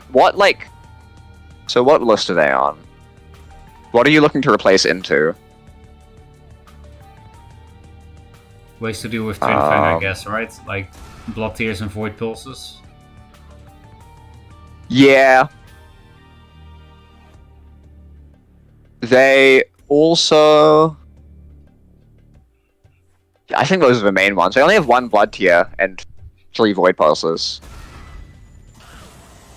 Oh, this is the only Yeah, Blood Tier in the maybe deck? keeping it was nice. Yeah. Well, then... That was some incredible Chaos Elemental play, by the way. Yeah, I feel like maybe this is one of the rare times where you can see that Ghost Driver is new, or because at least to me, this seemed pretty weird to do, pretty bad. Like, why would you do this? But I'm sure he can read the card text. I don't know, maybe he just felt like it was worth going for the RNG where he can kill it. But the thing is, yeah, you don't have to kill it. You can just leave it be for a turn. And wasting the Blood Tier against Eggs and Twin Fang deck also doesn't. Yeah, that's my big issue with it. Blood Tier is so important. Because now they just equip a Twin Fang. There it is. With the fucking emote, of course. The emote meter is very good. Yeah. Team Wizard Lovers have definitely done well there. Aren't you in the Team Wars with them? Yes, I'm in Team Wars with Jay, Mesa, Solofid, Wagmozak, and Bladden. Oh god, yep. Horrifying. Yeah, pretty stacked team. But you're gonna learn some real emote tricks from them. Well, from Jay, for sure. Jay always emotes. Yeah. Whenever I play Jay in tournaments, I mute him. Really? Because is it distracting? I am very prone to being tilted by my opponent's emotes, so I just stop that from happening. That's funny. I tilt so fucking easily by basically anything, just not from emotes.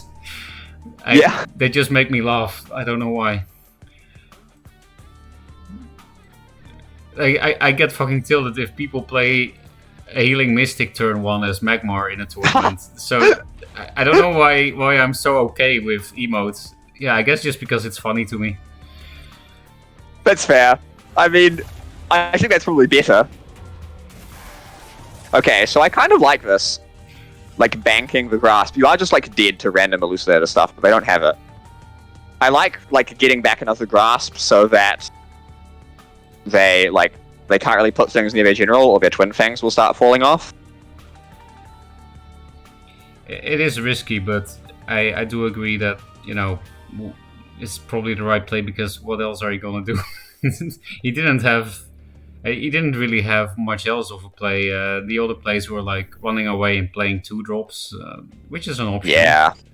But yeah, he just needs pulses.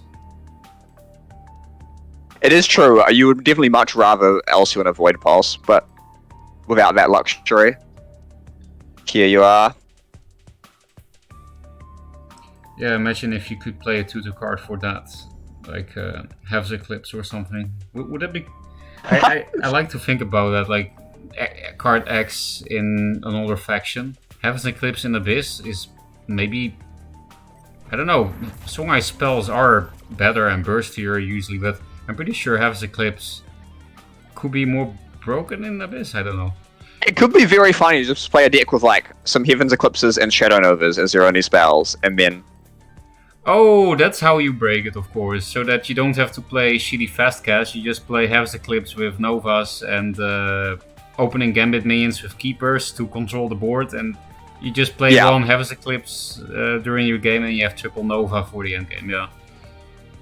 Well, maybe it would still not be broken because Nova. It's still not great, I think. Yeah. And you are losing other spells. You probably still have to play Lures, right? Yeah. Oh, Ghost Driver. It will be funny. Did replace into a Void Pulse. Okay. He also has a second Spectral Blade, so he could have a nice kill on the Spirit Harvester, or he could clear the Twin Fang, and well, yeah, you don't really have a choice. Because 8 is a lot, but, you know, it's better than just dying entirely. Of course, the emote when taking 8. Yeah. And yeah, it sucks to play 2/2 drops into Harvester, but at least the Twin Fang is dealt Yeah, with. so now, actually, there's not, like... I think their turn's just going to be, like, a pretty standard double Silithar. Like, a veteran and a young Silithar, which is obviously incredible. But, they could have, like, played a Mecantor, but they can't do that because Spirit Harvester play, and it'll just clear it off. So do they even have a good play now? So, I mean, this is like a lot of board. Yeah, it is, and These nasty sticky minions. it's mostly because of the eggs. Because Ghost the Driver can he has grasp with a Spectral Blade, but you know the stupid eggs. I guess he could do it on the young Silithar and then just have the Spirit Harvester kill the eggs. So you run away so that the Spirit Harvester can't hit your Spectral Blade and kill itself. Then you take no damage and clear both Silithars at the end of your opponent's turn. That's not bad. Yeah, that's pretty good. Does lead to like a blowout if somehow they can get rid of their own Spirit Harvester. But I'm not sure they really have the tools to do that. Yeah, there's no Dispel, no Egg Morphs or anything. Yeah, then that should not be possible. Ghost Driver replaced one Spectral Blade. I wonder if you could win if you just kept the whole hand. So he had Grasp Lure and then 2 blades. Like maybe he could have won. I think you've got to replace for like face, Nova right? Or Revenant. Well, I think you've got to like try and find some top end. He did actually find a Revenant. That's what he replaced into. But I'm wondering if he just had kept the hand, so the double blade Grasp Lure, I think maybe he would have just killed him. Well, it would be extremely risky against Twin Fang combo. He would just die.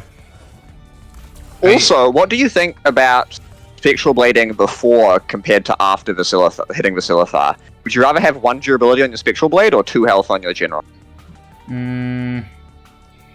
I would say I would rather have the 2 health because it's Magmar. Against, for example, Lionar or something, when they have a board like this, then 19 health is totally fine. But Magmar, yeah, because you know you're basically only at 4 health against the combo at the moment, and they have mana for more bullshit at the moment. So, are you ready to pray for some Chaos Elemental? Ooh, nice. He's backlining it so that there's better RNG for a spawn near their face. Yep. Who's ready to rumble? That's pretty funny.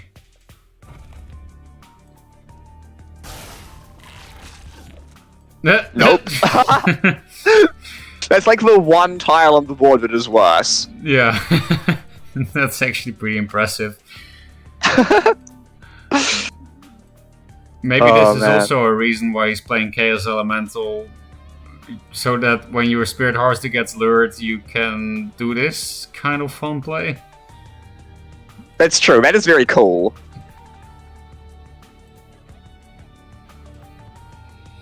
I guess just Revenant face, yeah. Play around Mecantor.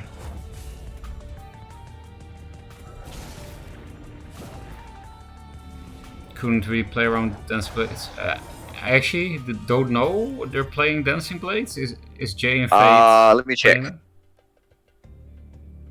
Ta-da!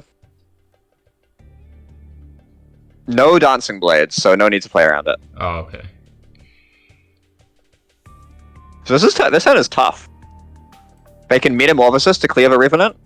That's like their only clear, which doesn't make them take 4 damage. And if they do that, then their only other player is a Blood Tier. Yeah, it looks like meta pass then. If they knew Ghost Driver's hand, well, no, even then, you just have to deal with it. Ghost Driver has no out-of-hand damage. At the moment, he has Shroud, Double Rejuve, Primus Fist. I guess the Blood Tier is still worth playing because, yeah, ping to Artifact. And Okay, so now they've assembled Flash and Elucidator with no Twin Fangs yet, but still there's a Flash Elucidator in hand. That's already pretty decent And then, by its own, right? 2 mana, 5 damage is already pretty good. And then they have Spirit Harvester, Veteran Silithar, Mercantor as non-burst options. I guess Mercantor's burst, sort of. I guess you can wait. Mercantor plus Flash, like Flash Mercantor Elucidator is 9 damage out of hand. Yeah, that's also already crazy. Just anything involving Flash Elucidator is like Songhai, worse than Songhai damage. 2 mana, 5 damage is even more than, well, not double Saber Spine, but Saber Spine is just such a generic card. It's so strong. Yeah, it's just I don't know what the fuck to do with that card. Like if I was the dictator of Dualyst, because Songhai also kind of needs it, I feel like, but it's pretty silly to do 3 damage for 1 mana, and sometimes even 0 mana. Ooh, so this is not at all playing around Mercantor, but I guess you can't really backline them because you just get Spirit Harvested. Yeah, you don't have a choice, and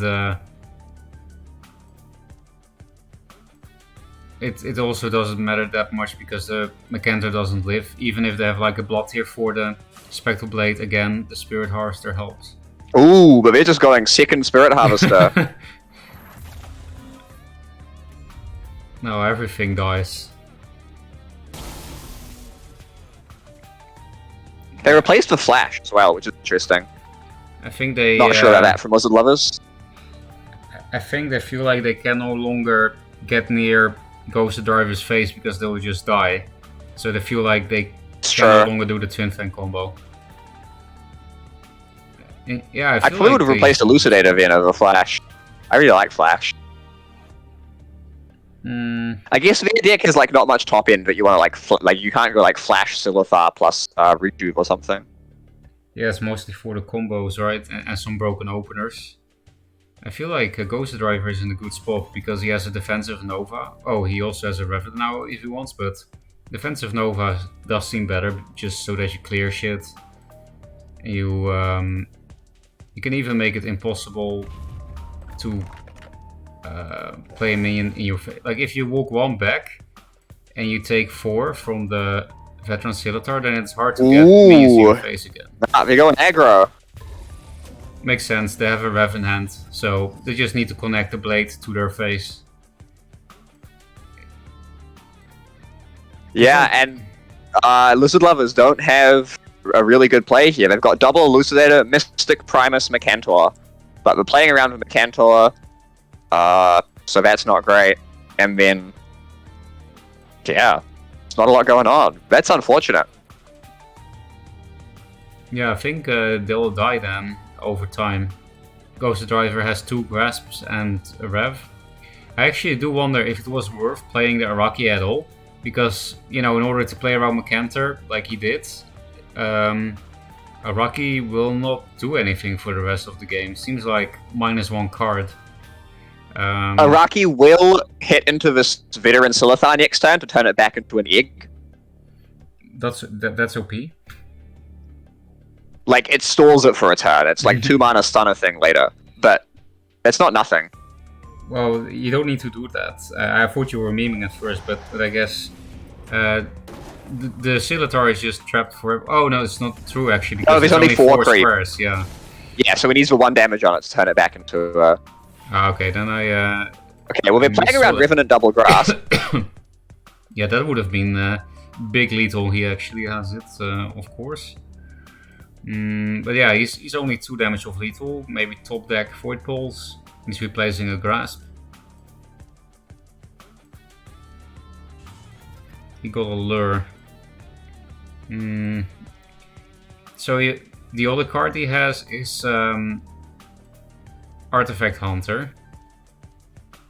I think I would just play that and kill the Mystic so that you don't take damage, so that you don't die to some Twin Fang combo. And then the next turn, it's not unlikely that you can hit their face with the blade, because you have Lure in hand and Revenant them for the kill. And you even have the Artifact Hunter for 3 more damage too. Oh, he's going to grasp that so that they also don't need to take damage, and then they can play Rev this turn. I kind of like that play, honestly. Keep the Silithar stun. And it also means your Rev can't be... well, you can't get net selected anyway with fucking Rev. But I mean, it's still relevant that the egg blocks it. I do think it's interesting if we're running away. Yeah, they're creep, so it makes sense. And they have a Lure in hand.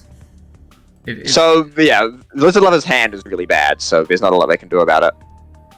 Yeah, that's just GG. They have no clear on the Revenant except Elucidator, which does 6 damage to them if they do it. So... yeah, so it's 1-1, right? Yep. Heading into game 3. Exciting! Lots of game 3s. It is more fun when the sets are close to each other. Sorry, chat, that I'm totally ignoring you guys, but you know, I'm not good at multitasking. You guys know. Arty Hunter is interesting. What they cut for it, I'm not sure what the card is that they cut for it, but I do think Artifact Hunter in that kind of Nova list makes perfect sense. Yeah, Spectral Blade is really strong. Spectral Blade is like one of the most important pieces of the Abyssian early game. So, and it's also burn in the late game and survivability. So like it's just hard for it to be dead. And Artifact Hunter is a great way to have more of them. And its body is pretty good in Abyssian because you can struggle to do proactive things. You know? Abyssian's mid game is very reactive. They have a lot of clears, a lot of like Night Sorrows and stuff. And just having a 3/5 you can throw out, not really caring about what's going on, is nice. Yeah, I noticed that myself too, Smarty, that when I was playing some meta Nova shit, that I would rely entirely on Rejuvenator for semi-proactive mid-game, and I was like, this fucking sucks. Because then if they don't do anything, you also don't do anything, and then you lose.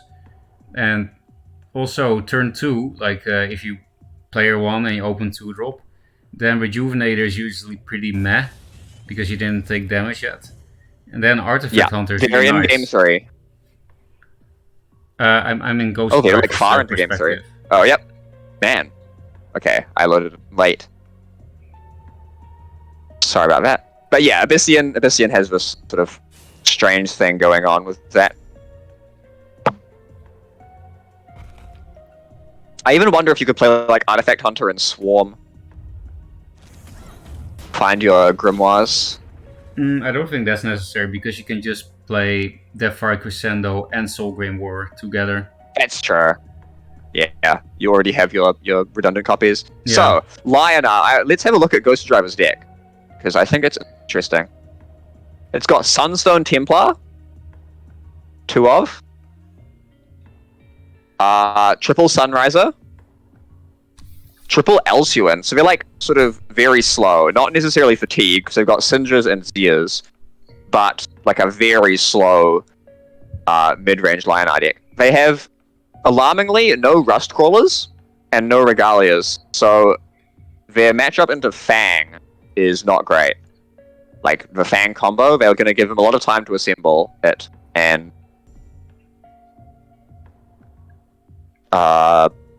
not have great answers for a just raw Fang, except Tempesting it a couple of times. Yeah, I think they need to be very careful with the Sunriser. Ghost Driver has a Sunriser in hand at the moment.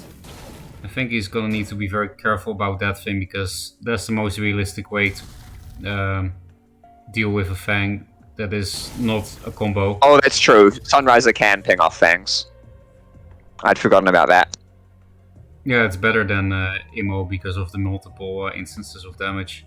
And Ghost Driver is like, I'm not I don't want to play slow Lion-Art deck. He just went Yeah, super fake. he's like, oh, I mean, it's a lot of damage. Yeah, Jay's almost dead. Or Fate, I should say. What else is there to talk about? There's a Decimate in Ghost Driver's list, and this is open deck lists, so you should always be on the watch for playing around Decimate, because it's like public information, you know? Yeah, in open deck lists, I do like those kind of one-offs, because then people have to play around it, and it makes their positioning bad, right? Because they have to respect the one-off. I remember doing that in board list. I'd bring in Avalanche against the other Vanar players, and I'd side it out once I played it. Like, I'd play it once and then remove it from my sideboard, so that they'd have to play around it for the rest of the set. That is pretty smart. I like those kind of mind games. That's something that Jay loves doing too, and you know, he has won the most Dualyst tournaments of any player. You know, if you add the amount of titles during the history of Dualyst. Yeah. So it does work, right? These mind games. Ghost Driver. So, does Ghost Driver have any clears? There's no Twin Fang, so he's not just like instantly dead if he clubs it, but yeah, he has the one thing on 5 mana that somewhat deals with this. Well, Tempest would be better, I guess. Tempest would have been good. Oh, another bad Chaos Elemental. What a nice card. Yeah. I feel like Ghost Driver's deck might be inspired by Kieran, because Kieran is the only other Lion-Art player that I saw play the Airdrop, the Sunstorm Templar, and Zenrui in the same deck. And I think Kieran also played Sinja Zir as top end. No, at least Zir. You know, in one of the tournaments he won recently. Yeah, I remember that. Right, so if they have a Tempest, it's really bad. They would need to replace. But otherwise, you could recover. Speaking of Zenrui, you know, Young Silatar is kind of as good as it gets against Magmar nowadays. Yeah, it's pretty good. Kill a Young Silathar, and you get a Young Silathar. Young Silathar is a Magmar card, and Magmar cards are just all good. That's why Mind Steal is at its best in the Magmar mirror. Yeah, or against aggro decks. That's how I lost against Ghost Driver in the finals. He stole my lethal. Yeah, that's unfortunate. Yep. That's a pretty brutal thing to have happen.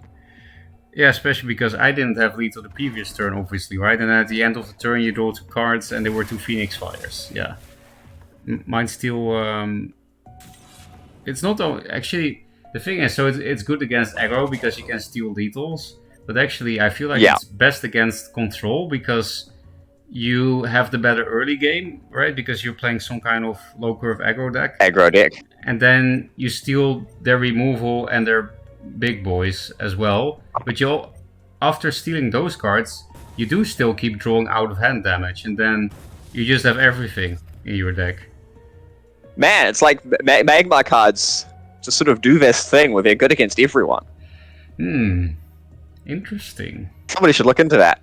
Okay, back to the game.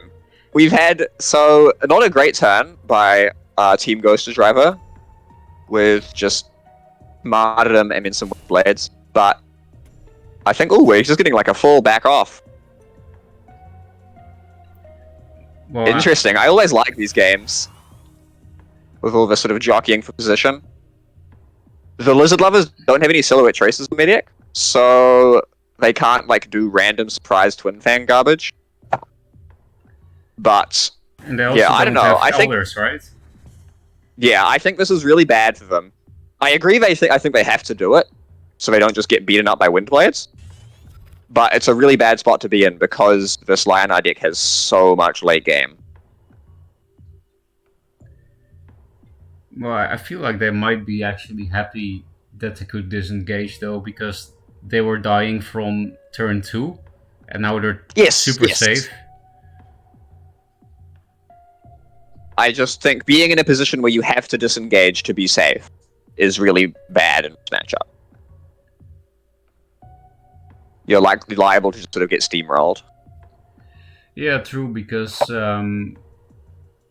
I'm sure Ghost Driver will place here outside of Metamorphosis range and shit, and then it can be really hard to deal with. Oh, speaking of Also, those, I want. Sunstone Templar is kind of cool in this like sort of situation because it's really hard to play around like random airdropped immos when you've got a bunch of minions on your board. And you can always play around Macantor, like perfectly, and still have decently aggressive positioning. Yeah. Well, not in this situation because then Rui. This is. Yeah. It doesn't really help you play around Macantor. That's just what Zenrui does. There's no Macantor in hand. I'd have to replace into it. Oh yeah, the Sinja is of course also a lot better with Samsung Templar. He drew Sinja Samsung Templar at the end of his turn. I was like, oh yeah, of course. On 9 mana, that's pretty cool. It's really range removal. Yeah. So Zenruing Young Silithar is pretty good. No Macantor to punish this. Oh, their turn is really bad. Lizard Lovers, I think we're just going to have to Rejuve plus Mystic. They have 2 Metamorphoses, but there's just nothing to do with them.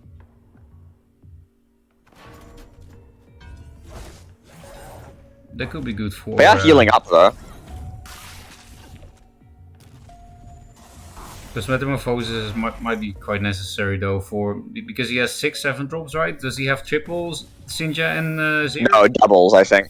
Oh, both. Doubles, believe. Once again, I will check.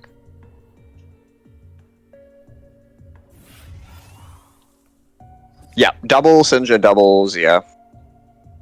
Okay, so then the metas and the big threats almost line up. He only needs to kill 1 big threat with his board, and then I guess there's not really anything else to be afraid of after, because there's no Regalias. I guess the thing you could be afraid of is fatiguing, but it's not fatigue liner, so... And you have to... It's sort of fatigue adjacent. I think it can... Oh, there's only 1 Tempest in this list, actually, I just noticed. Oh, that's actually crazy. Maybe the reasoning is... I agree. Like Jax is played with Prophet anyway, or something, but still, that's crazy. Well, we've got to decimate to try and deal with at least some Jax. Yeah, against Prophet Jax, I think their plan was ban Vanar. Wait, no, they didn't ban Vanar because they got Jax in that game. I don't know. Yeah. This is a very Jax weak lineup in general. Look at that! Look at that incredible airdrop holy ammo. Oh. Yeah, I think they just didn't see that coming, even though, it's open deck list. It's still not something you think of easily. Yeah. Their hand is still really bad. They have Twin Fang, Double Meta, and Chaos Elemental after the replace. Still no Macantors? Well, Macantor is also not... Still no Macantors. Hmm. That'll be something. Do you just meta to, like, clear both Windblades? That doesn't seem worth. You don't have to engage yet. But maybe they just don't have another play. Chaos. Ooh. I kind of like this. Because Ghost Driver's deck is so bad at clearing Fang. Yeah, for sure. Ghost Driver doesn't have any Sunrise in his head now. And yeah, 1 Tempest in the deck. He just has no way to ping the artifact in hand at the moment.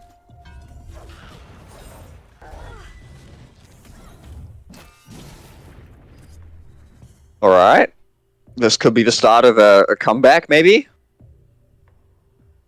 The only problem is that Ghost Driver can just disengage as well. It's a very weird game, isn't it? Where they go back and forth with engaging and not engaging, and Ghost Driver going super face in the first few turns, and then it was a slow game anyway. Yeah, it's sort of like playing like a fighting game or something.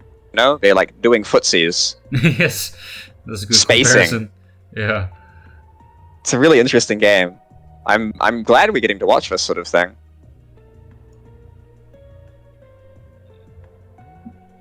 Actually, it's pretty dank that they're playing the Samsung Templar, but also Decimate. They have Decimate in hand at the moment.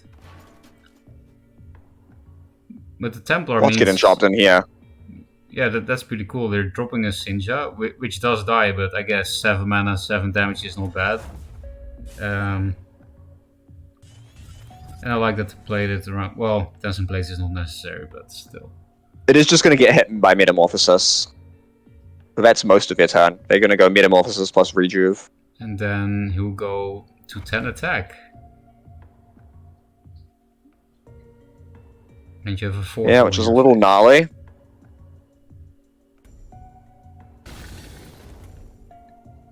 Ghost Driver does have an IMO now, so he can ping the artifact. But yeah, not... For the low cost of 10 general health. Yeah. Killer. And then on top of that, you have to play your Rejuvenator, because that's the only minion he has, into the 4-1 Rejuvenator. Oh, yep. Yeah. He replaces into a Mystic, so he can also just suicide the Mystic instead, but I'm pretty sure you need to heal as much as you can if you do go for the clear Twin Fang play. But, you know, what you can also do is just play the Mystic, back off. Imo back off, yeah. I do think that's better. You could actually still rejuvenate. Yeah, I agree. But we're going in! Choose violence! They're like, I'm Helionar. I'll be fine. At least you dealt with it. But yeah, they could see in the open deck list that there's no Tracer or Vindicator Mogwai or anything, so it was not necessary. Backing off is safe. And this still plays into Macanto, which they still haven't found. Halfway through the deck, replacing every turn. Yep, no Macantors, even after the replace. That's actually... There is another Twin Fang, which is actually really scary now. That's scarier than... what's because they can't be like, there's no space to buy. Yeah, exactly. They're just there. And a super sticky minion. And oh no! Oh, and the Primus Fist to wall him in. This could go really badly. Ghost Driver does have a Zir to escape, but yeah, at least the main general is going close to dying here. They do have a Metamorphosis, so if they can't die into the Zir, like if the Zir doesn't keep them alive, if they die, it would die on Lover's turn, because they can just Metamorphosis it. True, and then kill you. They don't have anything in hand that would put their... Like, if they had Tempest, you know, the card they're playing once, I'm pretty sure they could Tempest and then kill themselves on the opposing general and escape into Zir, and then also the Twin Fang is gone. And the funny thing is that the Zir would have airdrop as well. But yeah, no Tempest replays. Cool. Maybe they did it. The Lizard Lovers found an opening. This is not looking good all of a sudden. Yeah, this is also exactly the player from which I knew that Twin Fang was broken before it became popular. Jay always played a lot of Twin Fang in Dualyst 2 before other people played it. And he lost. I played against him on in a tournament once. Did he beat you hard with that shit? No, I crushed him. Oh, nice. Songhai, right? Yeah, I got lucky. No, I think I was in Tempo Lionar. I had a Rust Crawler. I had a very good time. I think he was streaming that game. But yeah, this is just it. With a Metamorphosis, I think. Yep, that's just lethal. And the Lizard Lovers move on. Okay. Well, they go into the finals. Jay and Fate. Yeah, Jay always loved these kind of plays where you just tempo equip Twin Fang and say deal with it. And that's why I felt like Twin Fang was underrated, because every time he did that, it was a problem unless I was playing, you know, something like Spell High. Just tempo equip Twin Fang is very scary, very hard to deal with. And again, that's because you can't hit their face because then you charge it. Yeah. Yeah, Ghost Driver got really punished for stepping in there. Yeah, and he really didn't need to. He could have just run away. But still, I think both players played pretty well. Like, both teams definitely, like, they definitely found lines I would have missed, at least. Yeah, I think so too. I usually shit talk a lot when I cast, but you've noticed I didn't do that. Yeah. So let's check the bracket.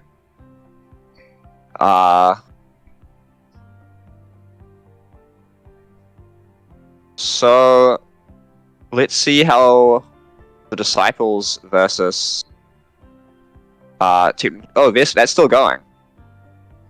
Do you want to watch one of the games? Yeah, let's go into those games. Wait, Hapu's in a game, but who is their opponent? Who are the? I will spectate Hapu and tell you what opponent's name is. Yep. The opponent's name is Simbred. Also, I don't have him added. Also a viewer of mine. Oh, I do have him added. Let's see.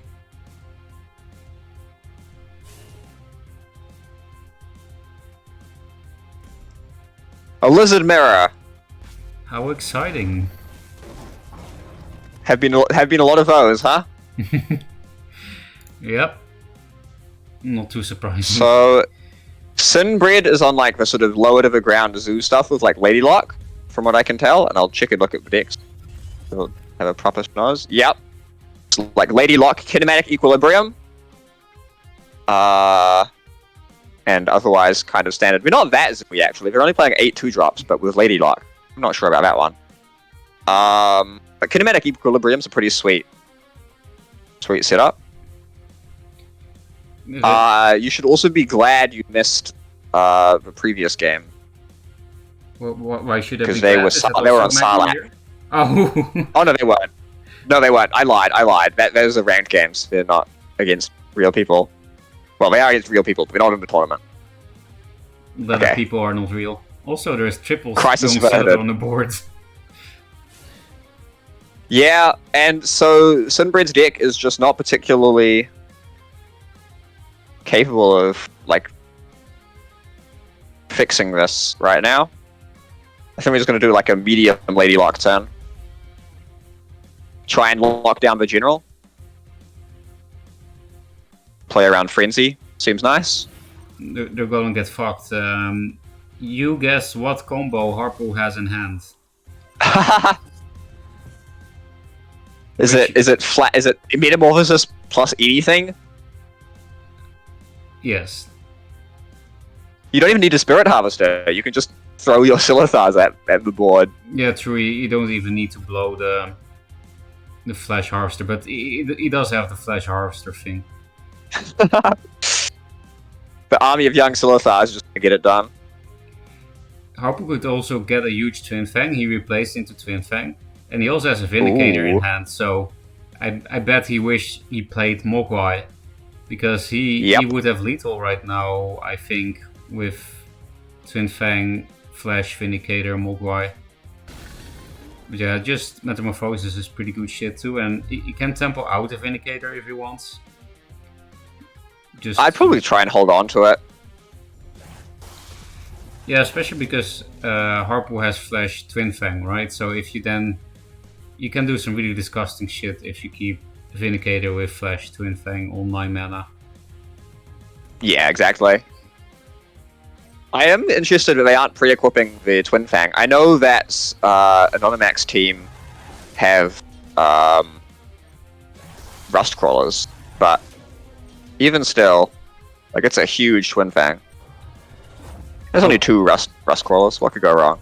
Now this is a cool fucking play. Look at this. This is a fucking weekly challenge. The wall of Silithars to play around Rush.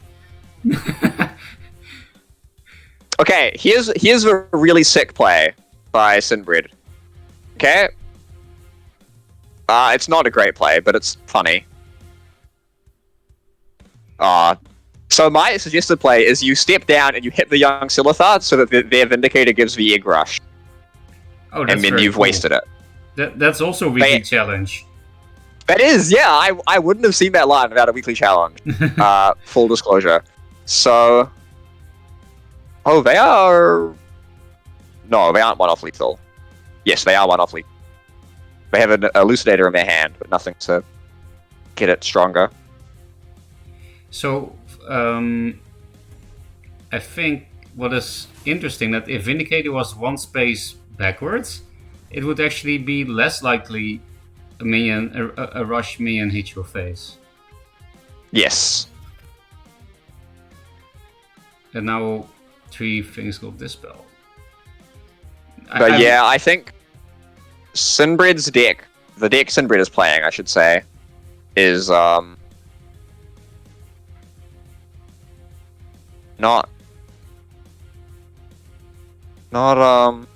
wait, am I looking at the wrong deck list? Just a sec. Oh no, I'm looking at the right deck list. Yeah, the deck they're playing is not great at reach without the general being near you. They are threatening maybe a tiny bit of like kinematic equilibrium plus elucidator lethal. Yeah, that's 7.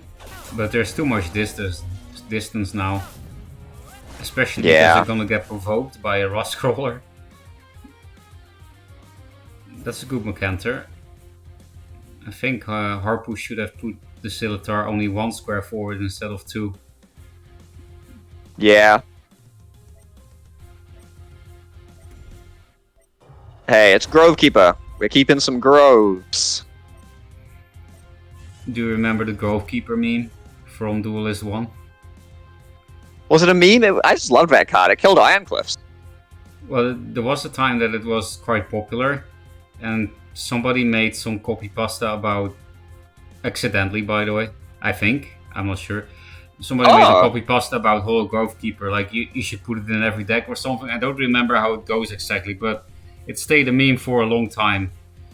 It was during a meta that... Oh, the Kroll meta. During the Kroll meta. Because then people were playing Enkron and Ironclave and shit. And Holo Grovekeeper in every deck. It kills all good cards. It kills Kroll, it kills Ironclave, it kills Mercantor and so on. But I don't remember how the meme went exactly. But it was pretty funny. Yeah, I didn't actually go online to talk about Dualyst at that point. I was just like a silent, I'll play it in my spare time sort of person. Occasionally look online, steal people's decks. But I missed out on a lot of the community engagement. I can really relate to that. I was a very quiet gamer myself too, for a long time. Well, I was also pretty young, so I don't know. I think a lot of people are unwilling to have conversations about a video game with a 15-year-old who's not very good. That's why you lie and say that you're 18. Well, I just waited. That was my solution. That metamorphosis, just to get rid of the Lightbender.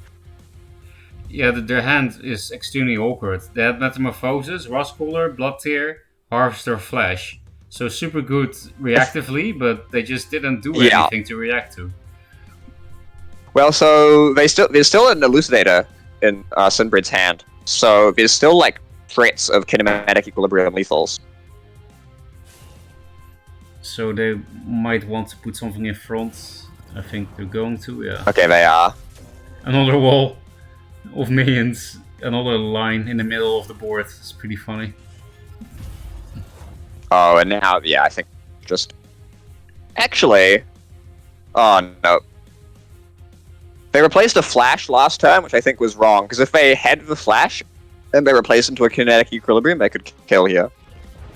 With, they just play two drops. And then Flash Elucidator with the kinetic. Yeah, they haven't replaced yet, which is alarming. Oh, wait, it's just lethal with Lady Lock! I didn't see that! I'm so dumb. +1 attack. They only did +1. Oh my god! I would have lost this game.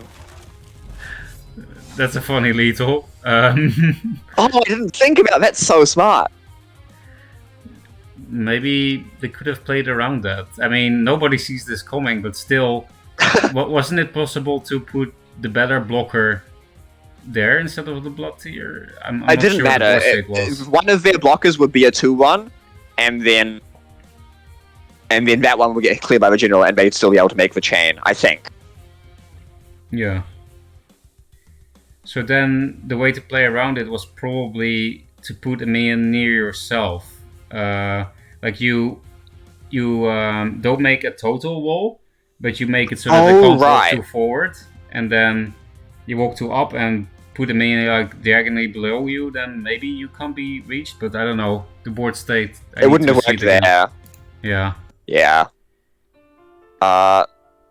Wait. So is that the whole thing? What's the? Yep. That's it. Really? They're out? My disciples are out? Yeah, Mad Mac lost to Nanga and then beat Harpu, Lionar. So... And then they got the Magmar win there in the mirror, so it's 2-1 to them. So they really are my disciples, because they also lose to Magmar in tournaments in 2 draws. Yep. So technically top 20 move on, and Feroka's disciples are going down to the 3rd place match. Oh, we also 3rd place match. Then I can still, because there's a 3rd place prize. Nice. Yep. So in the finals, we have technically top 20. That is Anonymac and Sinbred versus the Lizard Lovers Fate and Jay. And in the 3rd place match, we have Feroka's disciples. That is Harpu and Nanga against the Poopin' Perfects. One day I'll click on their roster, which is Ghost Driver and Drubada, the sibling duo. That's pretty cool. Now we should just wait a bit for games to get going, I think. I like how you say all these team names very seriously. And then when you listen to what the team names actually are, you know. Yeah, they're kind of dumb, but that's fine. I think it's, you know, like having a cool team name is kind of weird. Then you're trying too hard, I guess. Like exactly. Yeah, that's for nerds. I think the Rook and Rollers from Team Wars is like the perfect kind of cool, kind of stupid, you know? Yes, tongue in cheek, right? Yeah. I will see if the lizard lover that I love, Jay, he's offline, so I guess on Fate's account. I think Fate's playing all their game. Yeah. Well, this tournament has been like very high level games, and there's been some really exciting moments. The double time Maelstrom. Yeah. The Ghost Driver like Fate game with the like backing off sort of footsies. Some interesting, you know, some really interesting games, and I'm glad everyone's getting to watch them. And the Wall of Scimitars and the taking 1 damage unnecessarily mattering and yeah, I'd forgotten about that. Yeah, but that's you're right though, the games have been really good, because usually I'm a bit more cynical than I am today, because usually the games are really stupid in lately. But yeah, this tournament the games have been pretty good, and we saw some really weird shit, which is fun. Like the game just now with the Wall of Scimitars. Yeah. They had a very funny ending, but I just completely missed. Oh yeah, that's I'm embarrassed. The Lady Lock buff. The Lady Lock plus 1 attack. Oh, I did not think about it at all. I liked the thing you thought about earlier, though. You know, giving the Egg Rush, because then you don't need to deal with Vindicator anymore. Then it's just a 1-3. I am disappointed that didn't turn out to be the line, because it would have been kind of awesome. Yeah. It looks like on it. They are not in game yet.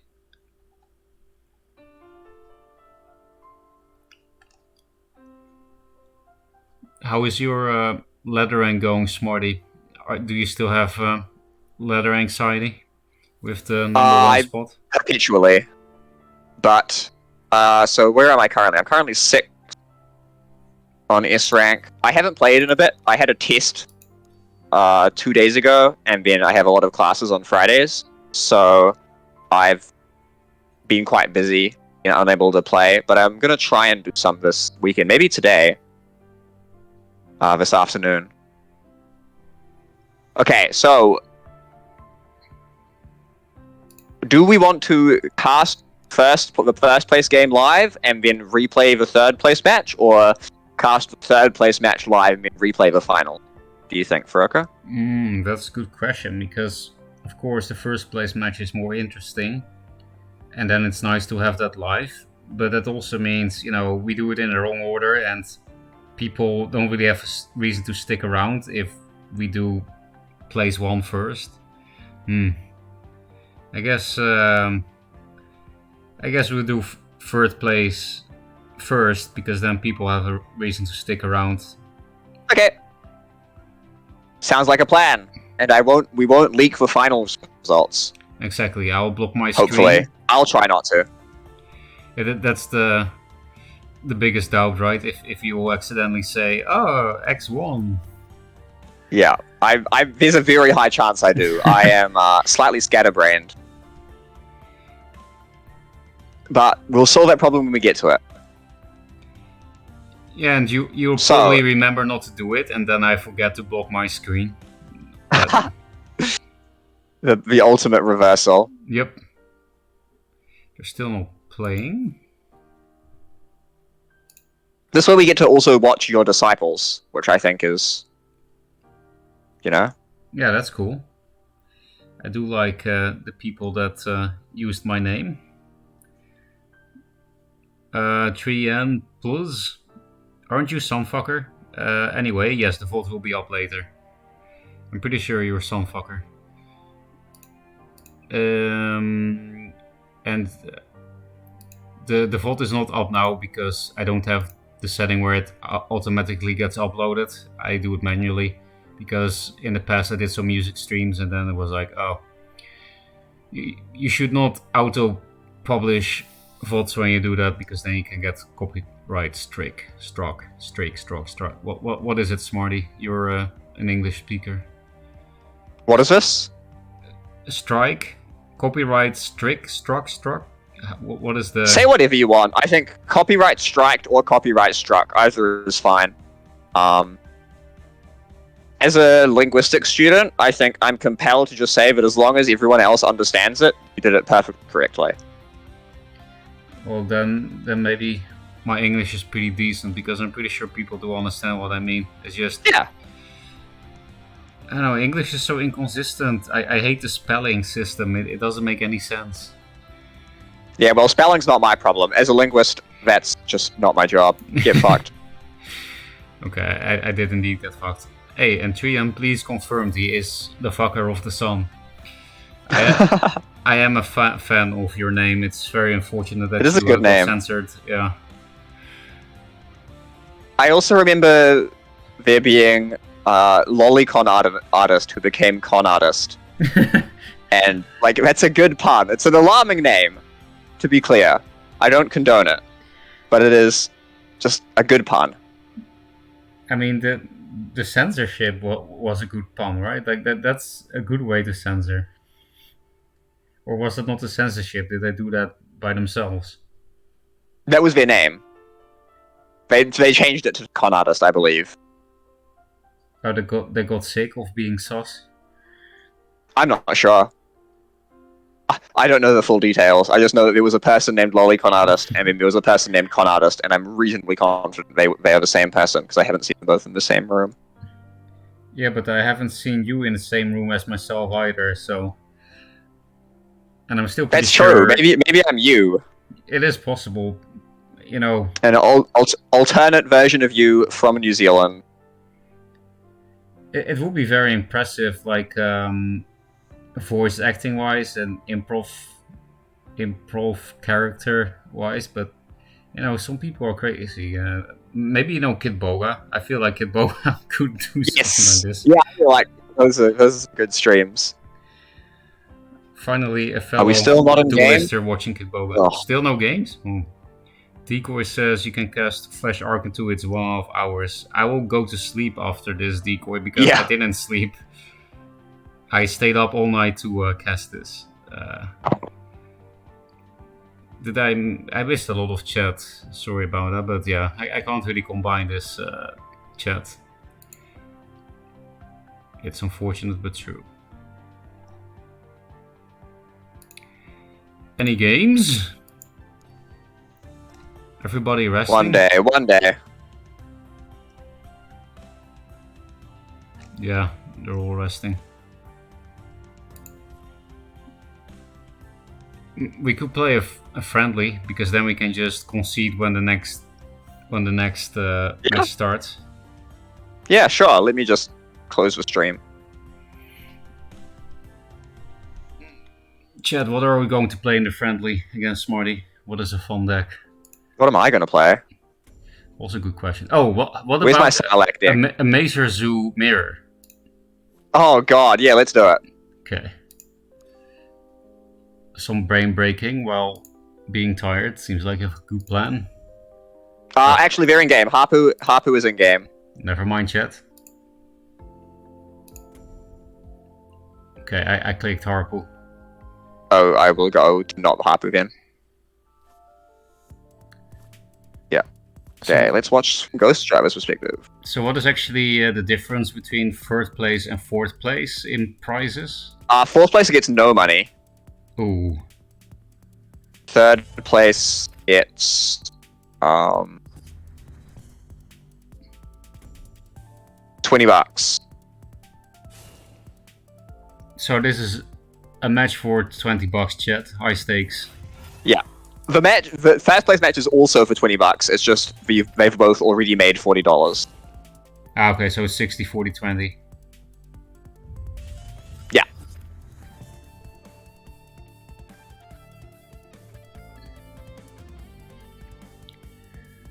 Okay, so Ghost Driver has a kind of awkward turn. They can play an Araki and pre-equip a Spectral Blade. Or they could just tempo a Rejuve, I think are their real options.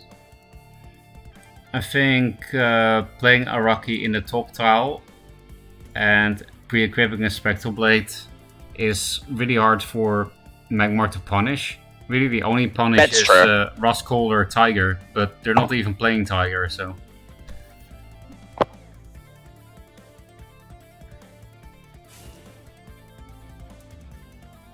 Oh, I do not like that Araki positioning, though. No, me neither. It's just that. It's just a fucking 1-3. That's horrible. That's like the first time Ghost Driver made a play today where I'm like, what the fuck is that?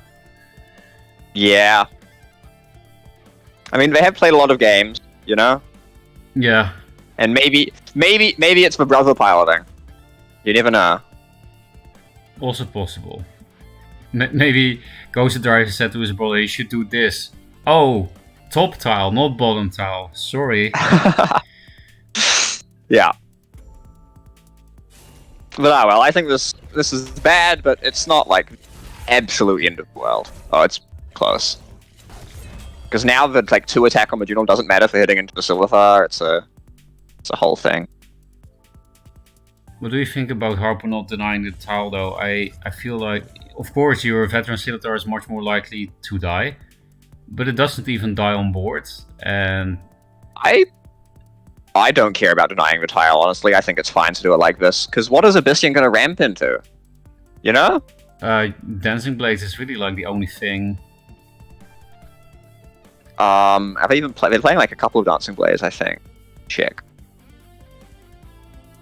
They're playing a one of Zenrui, but that doesn't really matter on a 2-2 Scimitar.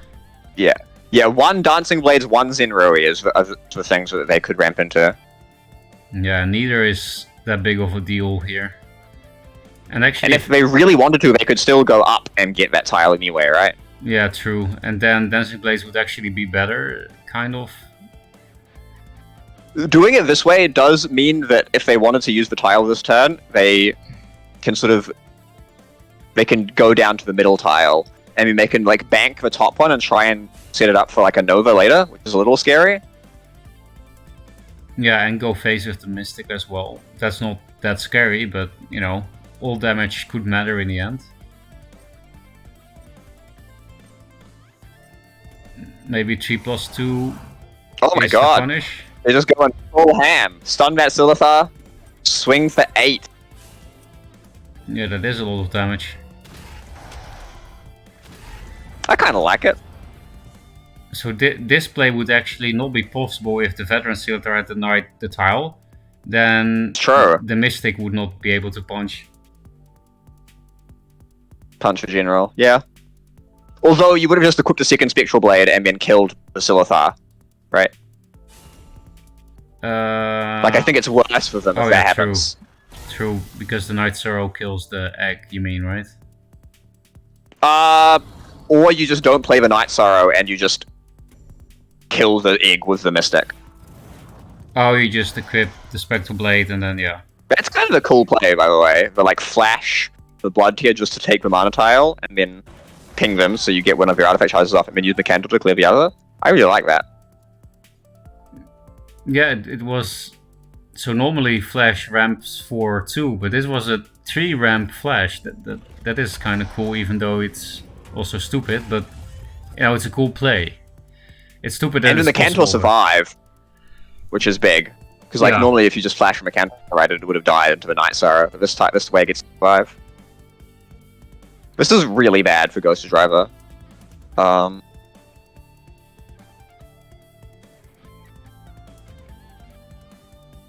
Yeah, it didn't seem so bad when he did 8 damage, but now suddenly he's very behind.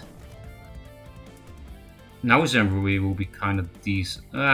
Still not amazing actually. Especially if top deck another Mercantor. Yeah, Mercantor will be really bad for Ghost. Yeah, still.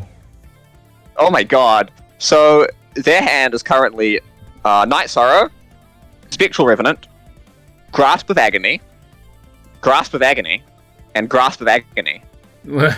So... Okay, then they better... So there are some crazy things that could maybe happen. Yeah, they might be able to just kill them in 2 turns, as long as a minion stays next to Harpoon. Harpoon's been pretty good about playing around Grasp though, so I wouldn't count on it. Yeah. Yeah, triple Grasp doesn't seem great in open deck list, right?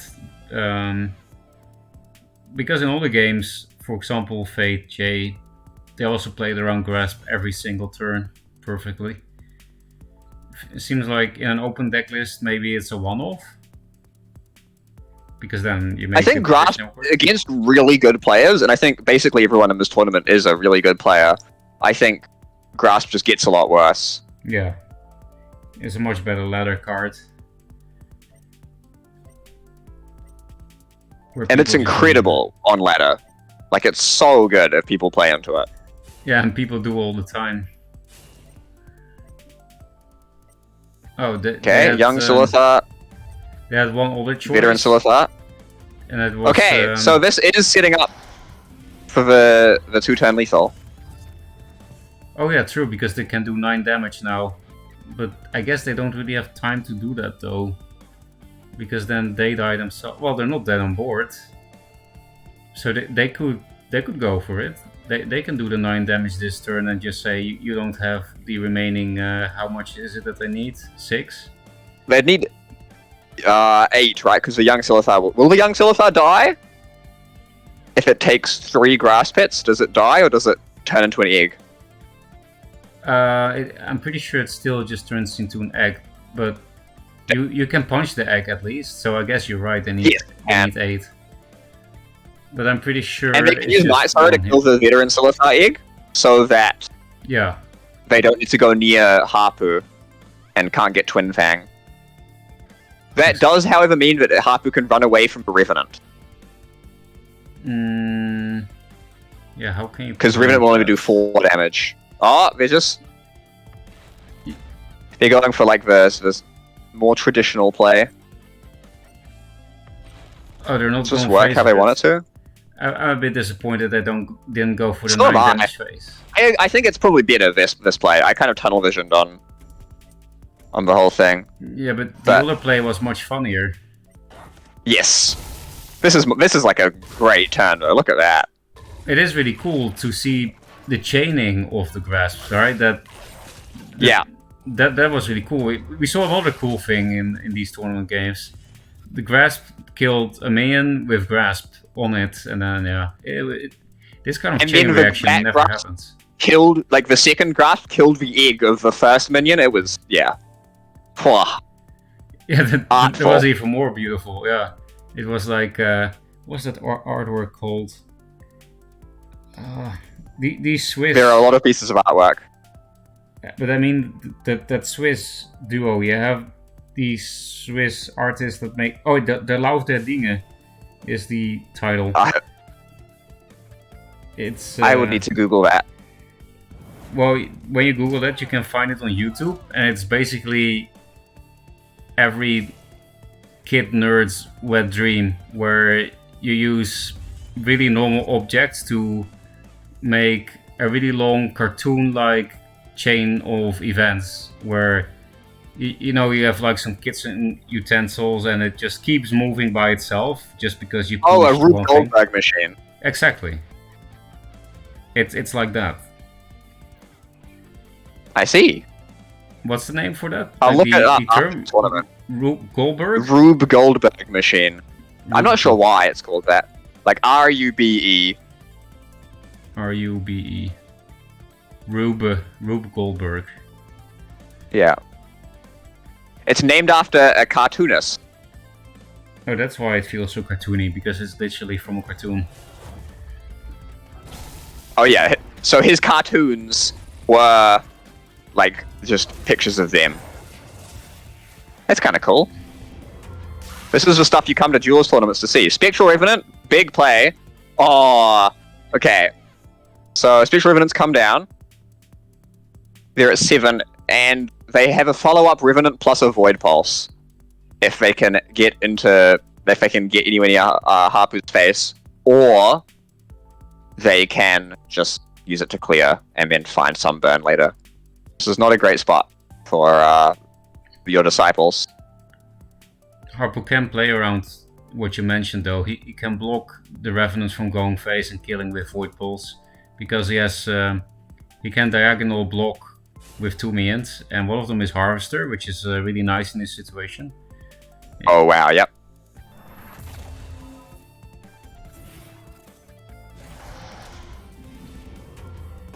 I still think as Ghost Driver, you don't go for it, put them to 1. Because you've got Novas, you've got Revenants, you've got Void Pulses, you've got lots of ways to kill. And, I mean, what are you going to do? Leave the Spirit Harvester up? Nah. Yeah, because then you probably die. Yeah, Revenant cannot hit face now. Well, actually, Revenant can always hit face. That's what Revenant does, but you know what I mean. Yeah. So they replaced into a Shadow Nova, which means that they can, they have more burn. Yeah, this is just a matter of time. And also, they have a lot of time now because there's no minion near them.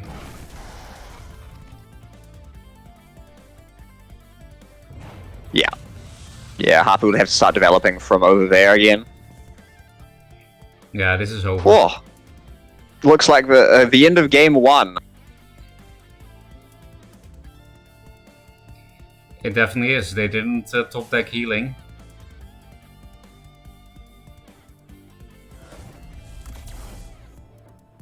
Oh yeah, we shouldn't forget, or I should... No, both of us. We shouldn't forget not to spoil the results of the Yep. finals. I'm going to write a post-it note and put that on my monitor, actually.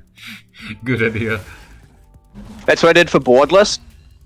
I would write down cards I needed to play around. And it worked. Well, sort of. I still played into them sometimes.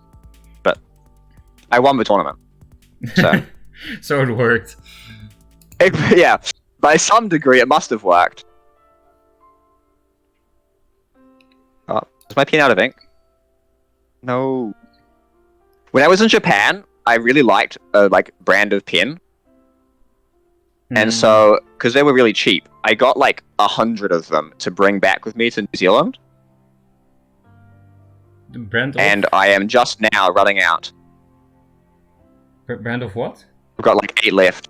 Pen, Is it? What is that?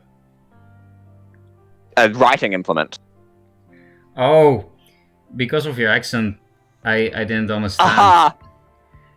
That, Yeah, that makes sense. Sorry about that, but yeah, what does ink, the you know. linguistics student have to say about that? So basically, all of New Zealand's vowels are like more made with the front of your mouth than they are in most other languages, and they're also pushed up slightly, sort of in a chain. And so, what a lot of other people would expect as an eh, like I will make a sort of more sound, like pen. Then actually, Does that it's make sense? yeah, it does because I feel like that's what Dutch does, the language. So it should be more familiar to me, but maybe it's just Well, better you're than used to hearing expected. English speakers, so you expect me to be speaking with English sounds, which makes sense. Oh, What's we looking like for game 2? Looks like they've started. yep. I just clicked it. I just went into it. Okay, double Windblade. Ooh, this is the like wacky slow deck. Oh, they can double flash sort of a crown to uptrade with the I think young they only just Scimitar. flash it once, right? And then go face with one of the Yeah, because the 7-3 is kind of vulnerable. I didn't think it was a good play either, but it was possible because now instead it's just you know both wind blades are alive. That's also not great. He No, just no, you didn't have kill a one good of them. play. Oh, I forgot that the buff where it hits your general. Yeah, Well, then maybe I would. No. This is definitely better than double flash then because now this wind blade also can't do anything.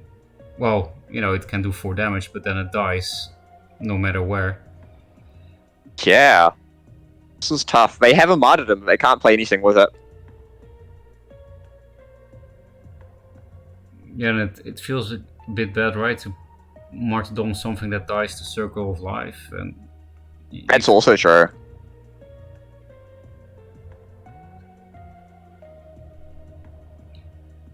I would really Yeah, they're like deciding to. between playing a rejuve and playing martyrdom. I guess both are pretty weak to do. Yeah. I think I would just martyrdom it, walk the Windblade into the tile, and walk myself diagonally down as well, and don't hit with anything. But neither options are great. Just tempo rejuve also makes sense because you don't need to Going be face with a here. Windblade is a little crazy to me. Yeah, because now you have no board. And like you just healed them, you know? You pick one between killing them and playing martyrdom, you know? Yeah, especially in this kind of slow list, right? I'm also not a fan of just going face with slow liner list, mostly because of Martyrdom, but even without Martyrdom. If you allow them to clear your board, then how are you going to finish off the game? Harpo can just play a rejuve and then he's super ahead. He doesn't have it at the moment, but he replays into a Young Scimitar, which is better than nothing. It's the only thing he can play besides Flash Harvester. Oh, that's annoying. But still. I think I would just take the 4 and play the Scimitar. Normally I wouldn't take the 4 here, but since you're playing a 4-mana Young Scimitar, I think you need to really prioritize your board. I agree. So what do? Like step down diagonally backwards with your general and then like make a little wall of Silithars? I would deny the tile. Just put the Young Scimitar in the tile. Deny the tile. That's important, yeah, because otherwise they can like Templar MOU or something. Yeah. Good call. Oh, Whoa. they're playing this with Flash Harvester, but then I think that's. I don't think that's good. It's very committal. Yeah, because you have no cards, and your young Scimitars are not going to do anything, and the Harvester is not even in an aggressive position. So, yeah, these young Scimitars are just useless. Just waste. This is cards. where the one Tempest, I think. Wait, is Ghost Driver on one Tempest, or am I thinking of another deck? Let's check. Is really, hurtful, because Tempest kills both Scimitars, they die to the Harvester later.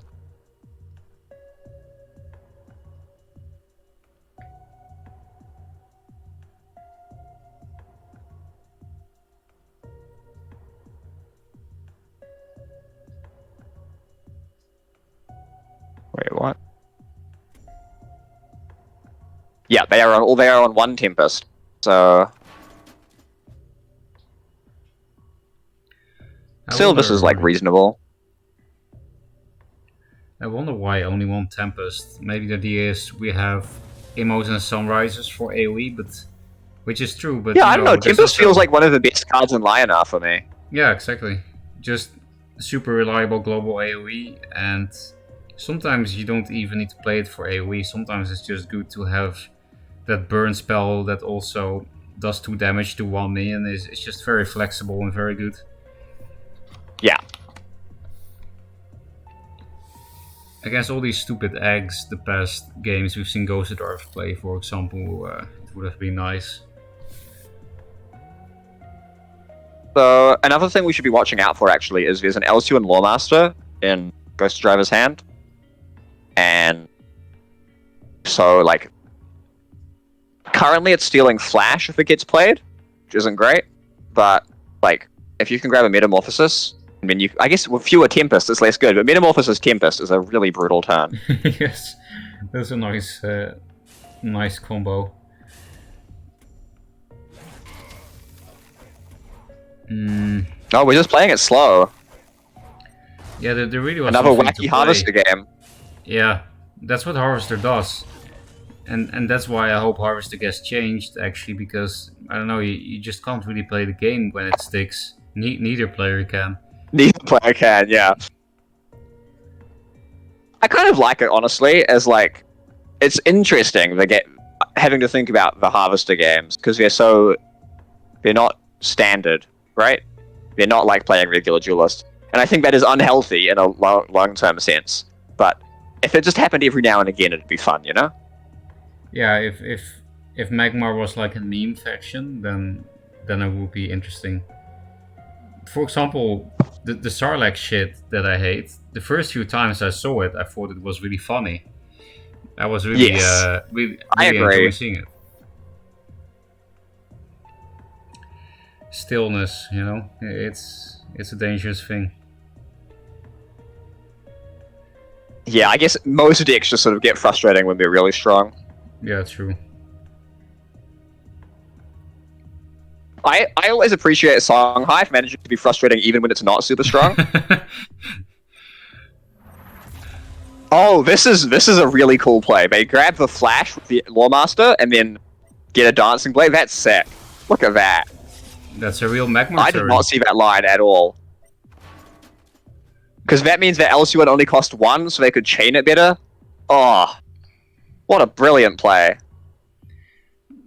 That was really nice indeed. Really, really getting lucky with the quality of the games today. Really nice. A lot of funny or interesting things. It was also, that's what you get when you get high level, high-ish stake. I guess it's not super high stakes, but it's being played for money, which is more stakes than most Duelist games. Yeah, this is only the second Money tournament. Oh, Harvester's here to ruin the fun again. Come on, go away. This is what Magmar does. You make a really cool play, and then it literally doesn't matter. Oh, it's just a full clear. So now they have no way of clearing. They can clear it actually. They just need to take face damage. They can MO it down, or they can develop a Zia. And developing a Zia is really bad if they just Metamorphosis. They kill the Zia. Yeah, playing or natural selection actually. Natural selection would be really bad there as well. They do have net select in hand actually, so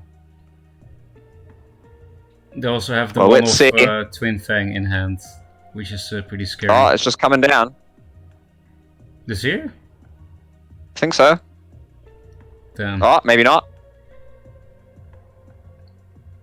Because they have a Sunriser, they're thinking about trying to save the Healing Mystic for later, which is their card they chain with the Holy Immolation. But now they get hyperfucked by Net Cell. Yes. I know lately some people have been cutting net selection, but these kind of turns is why I personally wouldn't do that. The other big reason is early game backline threats, so mostly Songhai shit. Like you just need net cell. I've been fine cutting it from like super aggro zoo decks, but if I'm playing Spirit Harvester, I want my natural selections. Like, if I'm not going just for board from the start, no breaks, you know? Because a lot of the zoo decks play like Prophets and things, turn off your natural selections. Yeah, and in a zoo, like with Lock, you can also play Shroud, which deals with a lot of the early game stuff that you would need to net select normally.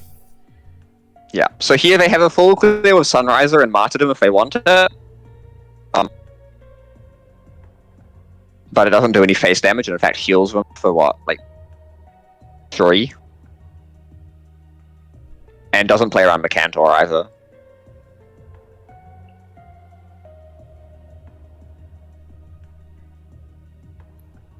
What do we if it doesn't deal face damage? They can't put it. The Sunriser wouldn't be able to hit because they need the heal proc from the Martyrdom to do enough damage with the Sunriser to kill the Veteran Silithar. They wouldn't be able to Martyrdom the Spirit Harvester first, and thus if they want to clear, they have to put it like front of them or yeah.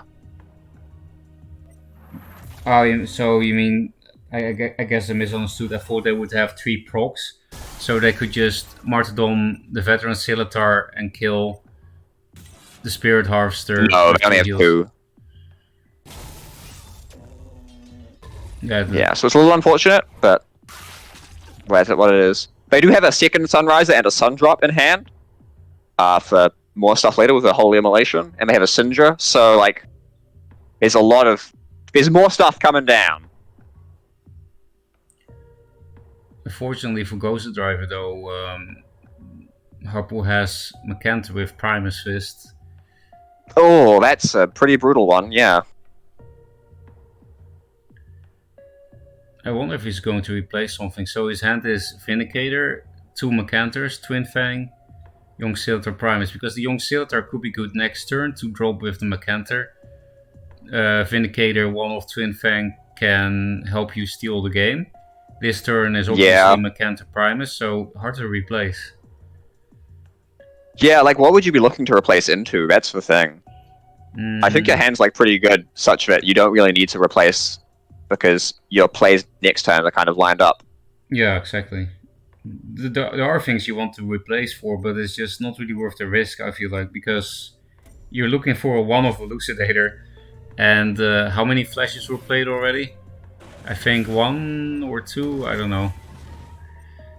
But yeah, the Vindicator is they flashed the Harvester. I think it was 1.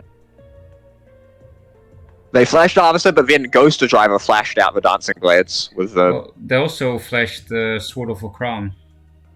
Oh, did they? Okay, yeah, then that's two flashes down.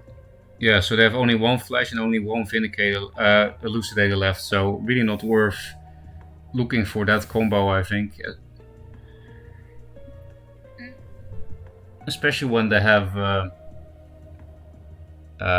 Vindicator, Twin Fang, that on its own can already do a lot of damage.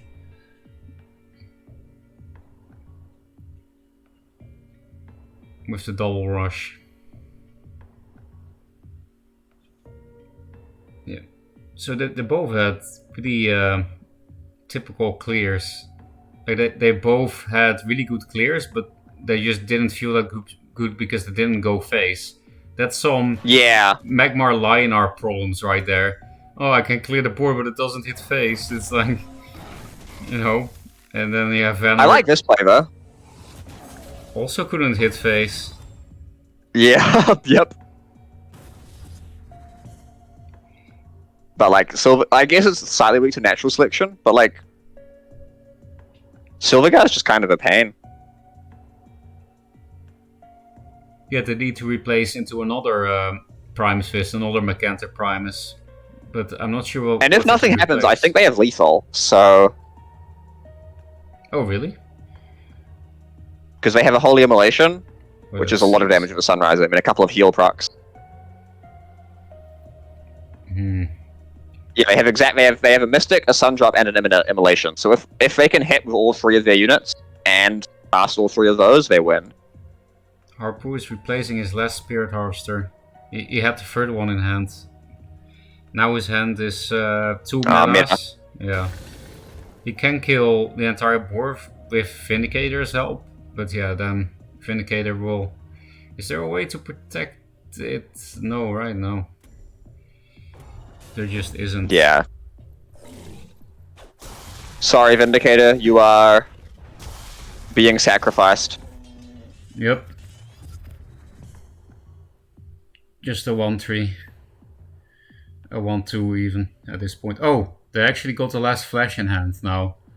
So they just have to find the one of Elucidator and then they actually... We make it do 15 out of hand. Yeah. That's not even that much when they're at 25. They're not Ghost Driver's deck does really struggle to remove a Twin Fang though, so if you just like raw equip it, I think you're just pretty happy. You don't need to go for some big combo. Yeah, especially if he's not going to hit the Vindicator. It looks like he's not going to. He's got a Sinja. Oh, that's why. He has nothing else to play, so I think he's just going to develop the Sinja to have a 7/7. What do you think about putting the Sinja in his face and just hitting the Vindicator? Because now he can run away from the Sinja and, you know, dealing 2 more damage to the enemy's face is maybe not that relevant. And getting the 1 free damage to board is also not that relevant. I think I like this just from like a value point of view because the Sinja is going to need to be dealt with at some point, right? If you assume that this Sinja is... Like, if you assume they have an answer in their hand, it's fine. It's only bad if they don't have an answer now and they draw it next turn, exactly. And... like, I don't know, they probably have something, right? They have 6 cards in hand, they're Magma, so they definitely have something unfun. Yeah, it's just... They have another meta, for example, but looks like Harpo is thinking about preserving that. Which makes sense against Zeerdek. Yeah, you're gonna stall. I do not like putting... I guess you have to put Kanto there, but the Mechano's just gonna die to Sinja. Yeah, and it's also a good AoE spot for Immo Sunriser. Oh, they do have Immo, that's true. No Sunriser, but there is an Immo if they want to just waste an Ephemeral Shroud for it. The issue is then you aren't blocking them in. Like, they can just keep running from the Sinja. You don't want to play your second Sinja, because then you're just really sad to, like, meta Flash Harvester. Harpo actually does have meta Blood here in hand now. He already had meta last turn, but I think he wanted to keep it for more value, because he knows there are more 7 drops than he has metas. Well, actually, not really anymore, right? Because Azir died to net select.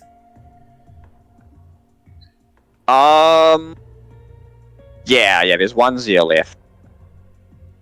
1-0. So yeah, I think there are more answers. Ooh. Whoa. Interesting.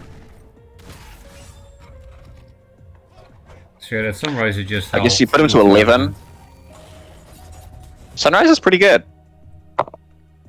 Yeah, I really like it since it got +1 health. So much better.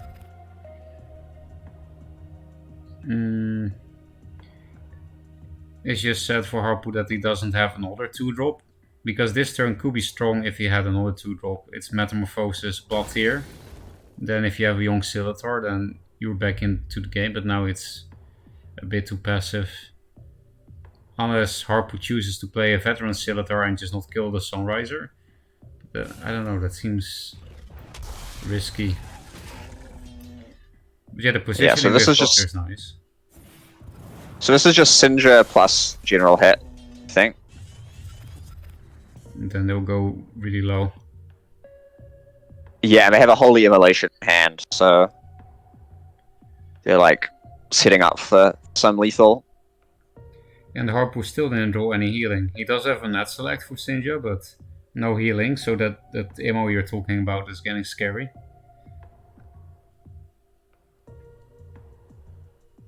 Yeah, what is the, like, are they playing triple Rejuve, triple Mystic? Not sure. Let me check. Team Feroka's Disciples. No, there's no Rejuves, no Mystic. They have no healing. What? That's crazy. I guess the idea is... Wait, am I looking at this deck right? Yeah, this is the Grovekeeper Akrane deck, right? I think... Yeah, no healing. That is really quite crazy, because Magmar without healing is, like, actually super weak to burn. Man, yeah. Wild. You should go have a conversation with your disciples after this. Yes.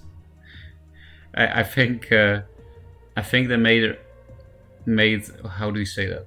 Made a read of in this tournament people are all going to bring some kind of big greed, so we don't need to bring healing. Nobody's going to bring aggro. And then Decoy was there, of course. Yeah, that's true.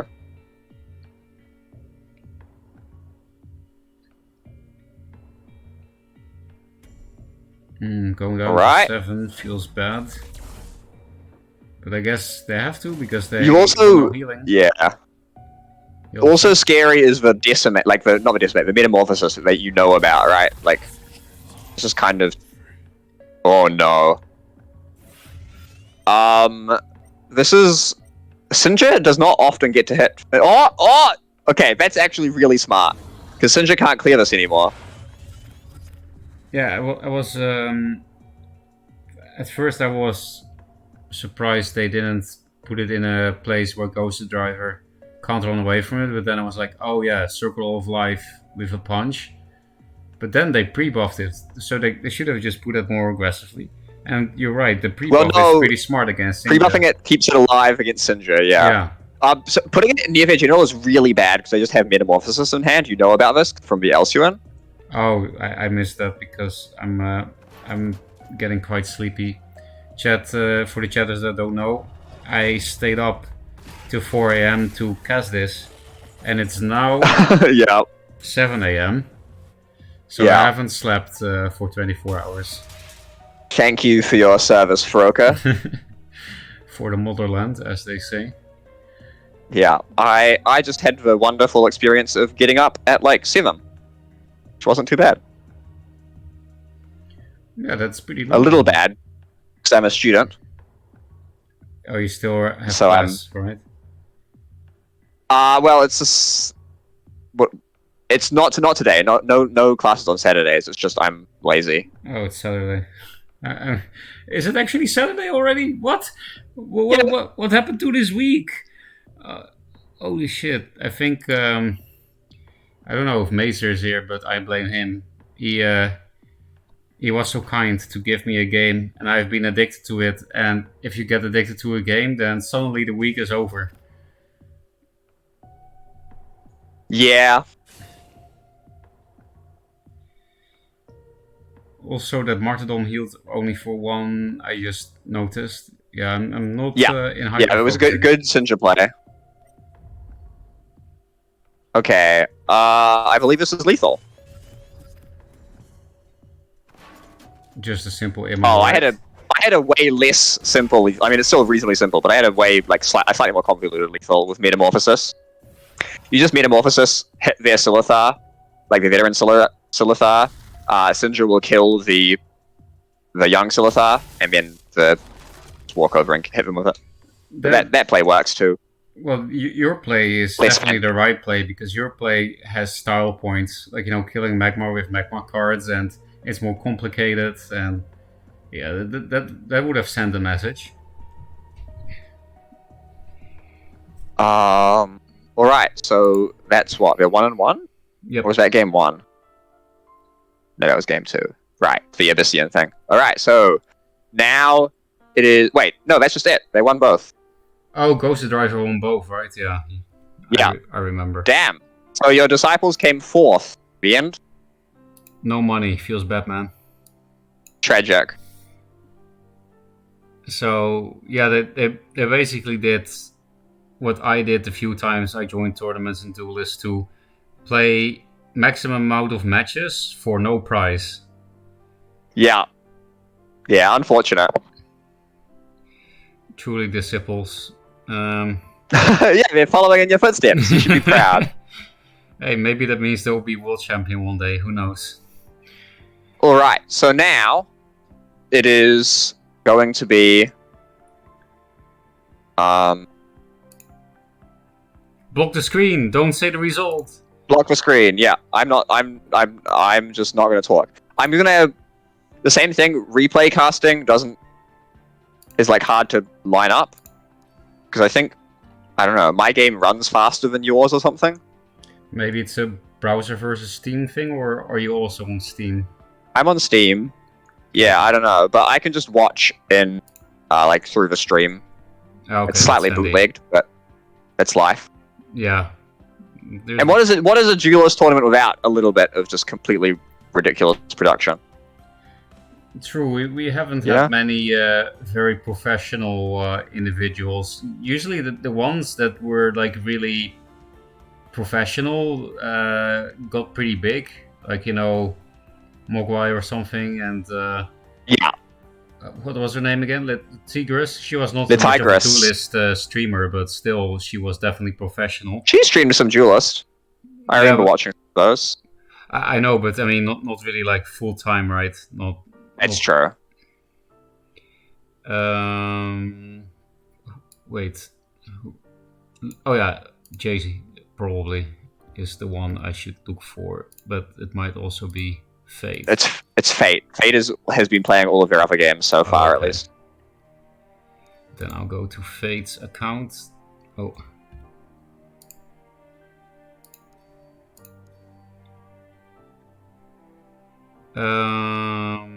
Against Mad Mac and Simbrad. Yep. Okay, so I just clicked game 1. That will unblock soon.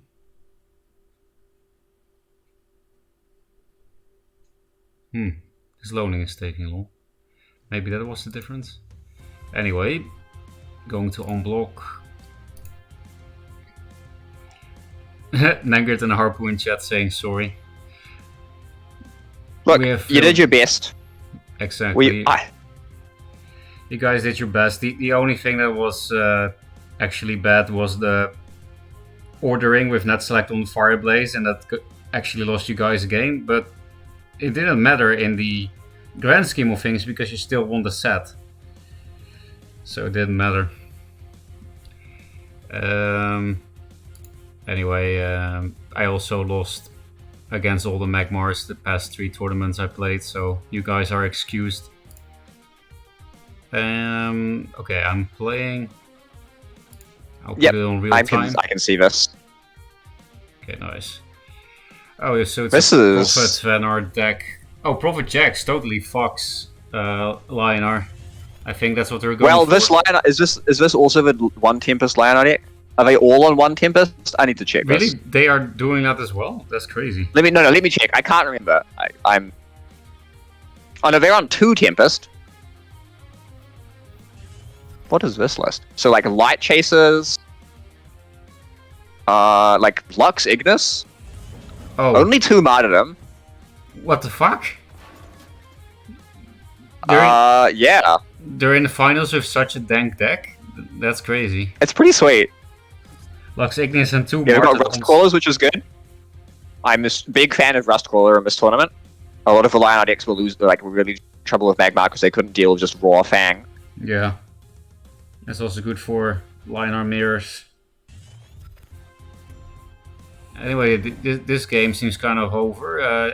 Is their deck so dank that they just don't have many turn 1 plays as player 2, or did they get unlucky?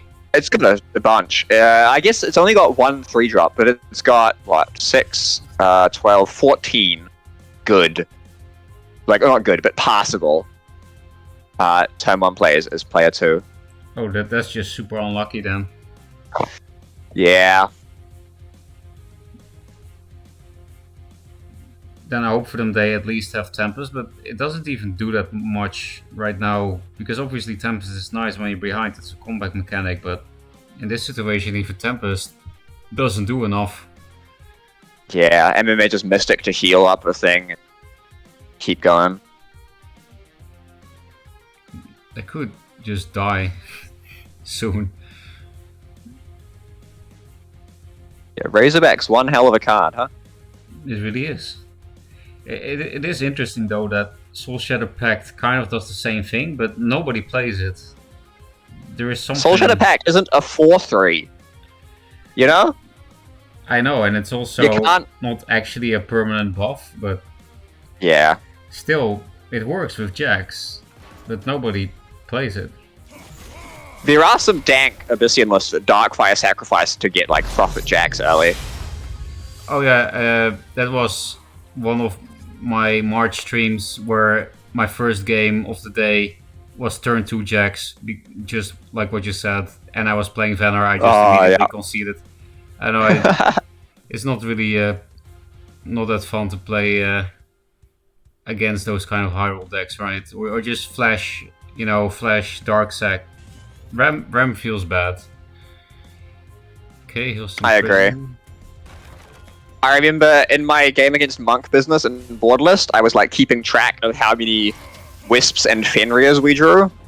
Because I was like, I'm pretty sure this is just which determines who wins. Yeah, that was a bit sad that that's what the game's dependent on, but I have seen a lot of the games, and yeah. It, you know, if it didn't, in the games where it didn't depend on Fenriers and Wisps, it depended on like who runs out of big minion removal first, which is also just pure draw RNG, right? So yeah. Well, that's why everybody went 5-5 in all the bloody best of 10s. Yeah, that was the one of the interesting results. Oh, they actually do have the Tempest here. Okay.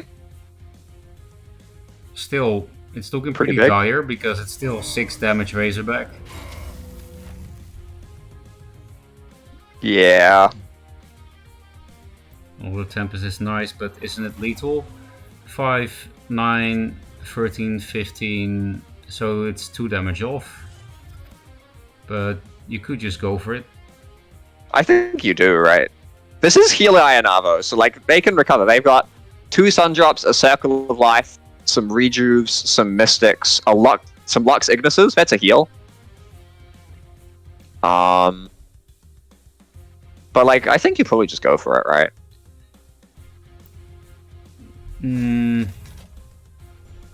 Yeah, in so we're doing this way to develop an extra Hearthstone. I kind of like that. There's just one problem, that there's no Heart Sister in hand now for the next turn, and you need it for your, you know, swapping in for the lead. That's kind of true, actually. Thinking about it now, I actually don't like this, because Half Sistering and a Razorback is a great way to get lethal. Exactly, I would have just backlined the Razorback and otherwise do the same shit.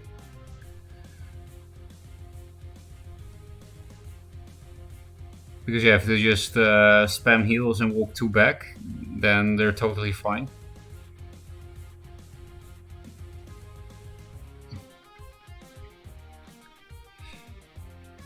Do they play Regalia in this list? There are 2 Regalias. That's also a 2-off. These decks have been pretty dank. It's a very 2-of, kind of. Yeah. And with Regalia that makes no sense, because the stacking of the Regalia is so Wait, much worse I'm than sorry, I might be that looking at one. the wrong deck. Oh, I'm looking at the right deck. Right deck, sorry. It's a little confusing the way they're laid out in the Discord. I think that the names go above the decks that they're playing, but they go below. Oh, Rustcaller lethal, by the way. This is not something you see often. That playing the Rustcaller Oh kills the wow! opponent. Yeah, that's cool. It was a pretty fast game, but that's what happens when you miss turn 1, I guess. As player 2 especially. Yeah, especially against Banner. Just play a Razorback and steal your lunch. Yeah, and even if they could come back after that by spamming heals or something, they're playing Prophet Jacks, so I'm pretty sure that's something that is a bit sad sometimes about certain card games, Dualyst included, that you have such a thing as bad matchup where you just lose if skill is equal, or even if skill is slightly not equal, just because of a bad matchup. It's a bit silly, but I don't know. There's nothing you can do about it, right? As a game designer as well, I mean, there's just nothing anyone can do about it except play a deck that never loses to anything. Oh, I didn't unblock my screen. So yeah, we missed the mulligan, but that was not very interesting. Anyway, real time. What, Magmar versus Abyssian? Wait a minute, I think I know what Abyssian deck this is. That's the Sarlacc shit? I think so. Okay, Fate, let me just scroll over. Fate better start replacing for those metamorphoses then. But yeah, he didn't replace, and I totally get it, because what else do you want in your opening hand besides double Young Scimitar Primus Fist? It's perfect opening hand as player 1. Yeah. Yeah, so this is a pretty standard Sarlacc list with Deathfire Crescendos. Jaxi. Vorpal Reavers, kinda cool. Bad against Spirit Harvester, but what can you do? I do think Vorpal Reaver is pretty good against In the Magmar. chat, somebody says, wrong replay at Feroka. They picked the wrong deck, we banned Magmar. This game here right now, the one we're viewing now, this one was banned. Let's see what Sinbred has to say for himself. Oh yeah, Sinbred is in chat. They picked the wrong deck, we banned Magmar. Yes, go to third game. Okay. Then I'll indeed go to the next.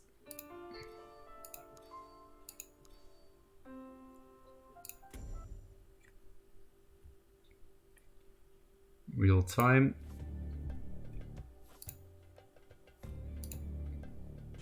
We were told Liner was banned, so yeah, go for a game. Mag was banned. Oh, some miscommunication. Alright, so how many Tempests do we think that the Lizard Lovers are playing? I would expect 3, because I know Jay loves his one-offs, but not with cards that are just as good as Tempest. Congratulations! You're right! Hey, I know my Jays. More importantly for this matchup, how many Lightbenders are they playing? Yeah, that is actually very important, because without Lightbender, I feel like this matchup is just like you have a 5% chance to win or something. I know Jay doesn't like Lightbender in Linar, but I know Fate loves Lightbender, so it's hard to say. Well, it's one Lightbender. Well, that's not gonna beat Sarlacc. So I guess this is like Tempo Liner. It's much less controlling, I think. There's like, I guess it's sort of, there's like Twilight Spheres. There's Saberspine Tigers in the deck, and there's also Grandmaster Zeers in the deck. Sort of middle of the road. Yeah. Ironclave Guardian is a little scary. Well, not against because Night Sorrow. Exactly. Oh yeah, from the Linar's perspective, it's scary to play. I feel like this is not a good matchup for them. I don't really see how you can deal with the Sarlacc shit, you know? And is there Divine Bond in the deck? Because that can just no. Okay. Then I don't really see Well, maybe they just don't draw Sarlacc. They didn't have it now, here. If they That's never draw yep. Sarlacc, then it's fine. Also, Regalia seems like pretty alright here. There's one problem, and that is they can play Volpo Reaver next turn. If they hadn't backlined... That's life. I don't think there's any way to stop them from doing it. Oh, the Silver Guard. Yeah, that's true. Yeah, if they hadn't backlined, that could have prevented it. Also, they replaced Martyrdom the turn before, right? So they really don't respect Volpo Reaver, I guess. Because Martyrdom could obviously help a lot. You still have the raid links, but those are less scary. The Racelings are still pretty scary though with Deathfire Crescendo because you have, you know, not many dispels.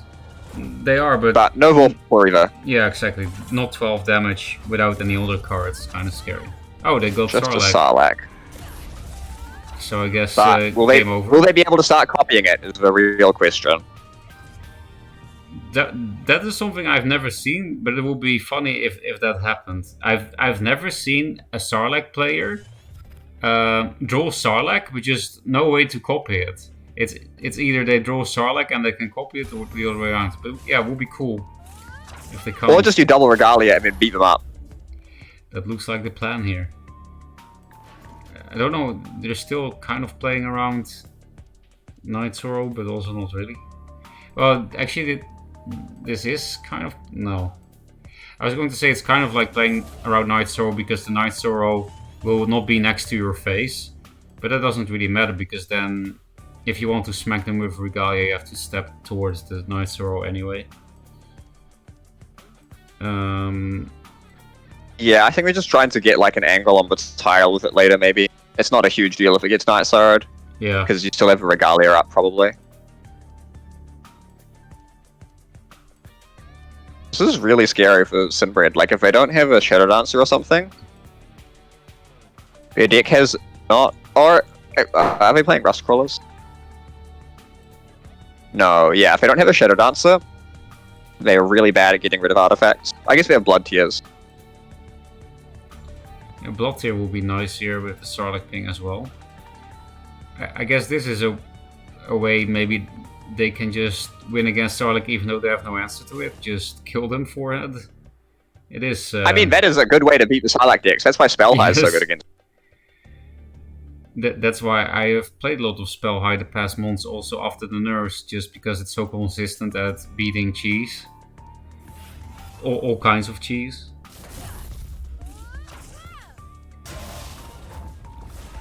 Oh, we're just going face to... Oh my god.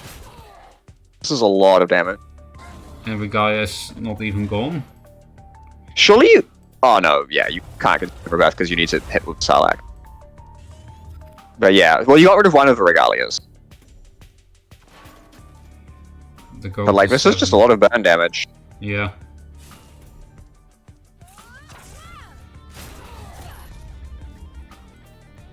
For like Twilight Sorcerer and Mystic. Yeah, they just need to find 5 damage. And they have quite some shit on board. Oh, that's 4 damage in total. So they only need to find 3 damage. So yeah, they only need to connect with the Twilight Sword. Or Regalia. Oh yeah, that thing is also not dead on board, the Regalia. Yeah, how do they even... What will be the perfect hand? I'm pretty sure they need some kind of Dark Sack with... Shadow Dancer. Yeah. And then something that deals with the 4/6 as well. Not sure. I think it'd be like Dark Sack, Shadow Dancer, Ritual Banishing. Yeah. Kills the Twilight Sword. But actually, you don't get that many pings of the Dancer that way because you need to kill more things off after as well. Yeah. That's a good point. Yeah, it's like the Silver Guard not being in Zeal range actually helps here for that reason. I hope that was intentional. This is not looking good. No. Okay, Double Tempest is kill. Yep, Is that we did it. the whole finals? That's for finals. That was a bit Slightly anticlimactic. anticlimactic. Yeah. Yeah. We had some great games, absolutely awesome stuff, and then it's missed a 3-drop, and then tried to play Sarlacc and got beaten up for it. Yeah, both games ended before 8 mana. It was yes, 2 phase rolls. Well, congratulations to the Lizard Lovers, Fate and Jay. Congratulations to... I should check what Anonymex is actually called. Less catchy than Lizard Lovers, I'm sorry. Technically top 20. That is a good name. You're also technically top 4 or top 2, depending on if you count teams or individuals. Congratulations, come second. And then in third place, the Poopin' Perfect. Ghost Driver and Jutata. Jutata? Hope. Let's. Drubada. I got the consonant. I got the vowels right. But yeah, good job to everyone who played.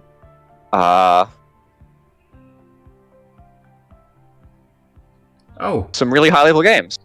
I see somebody in chat that I didn't see in a long time, so I got an O moment. Hi, the clown guy. He was someone that was in my chat all the time in like December, January, and then disappeared. What happened to clown guy? You weren't enjoying Dualyst? Or busy? But yes, congratulations indeed. I guess this was kind of like a mini Team Wars, right? So this bodes well for my future, Smarty, since Jay is my Team Wars mate. Yeah, and Nangat's mine, so come on, Nangat. Well, Nangat will step his game up, I'm sure. No, Nangat's very good. Exactly. Both of our teams are just like 100% fucking absolute power, I feel like. Because what's my team is Humans, the greatest team of all time. Our captain, Dragal. Because, why wouldn't it be? But we've got, what? Dragal, Mizilji, Nangat, me, Abracadani, and Humans. That's a pretty good team. Yeah, that's also very stacked. I'm looking forward to coordinating time zones, because we just live fucking everywhere. But, hey. But yeah, I don't know. Thanks everyone for watching this tournament. It was really fun to cast, and there were games of such quality that I'm glad it was being broadcast. Yeah, same. There were definitely some really cool moments that I didn't see in the past few tournaments, to be honest. But yeah, we got lucky. We had some very cool moments in games.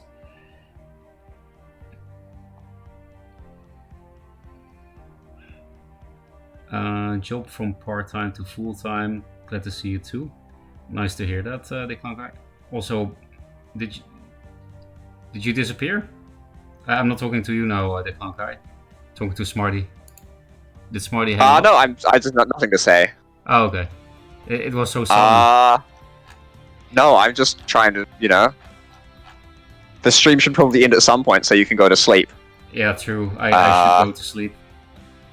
I need to go have lunch. I missed breakfast, so... Well, in that case, have a good breakfast, and thanks for watching, everyone. It was a cool tournament indeed. Yeah, and... Yeah, sorry?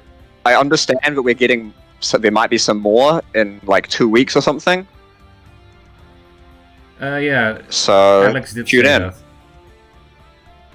And then in 2 weeks, I'll be a bit more energetic, chat, because then I will have actually slept.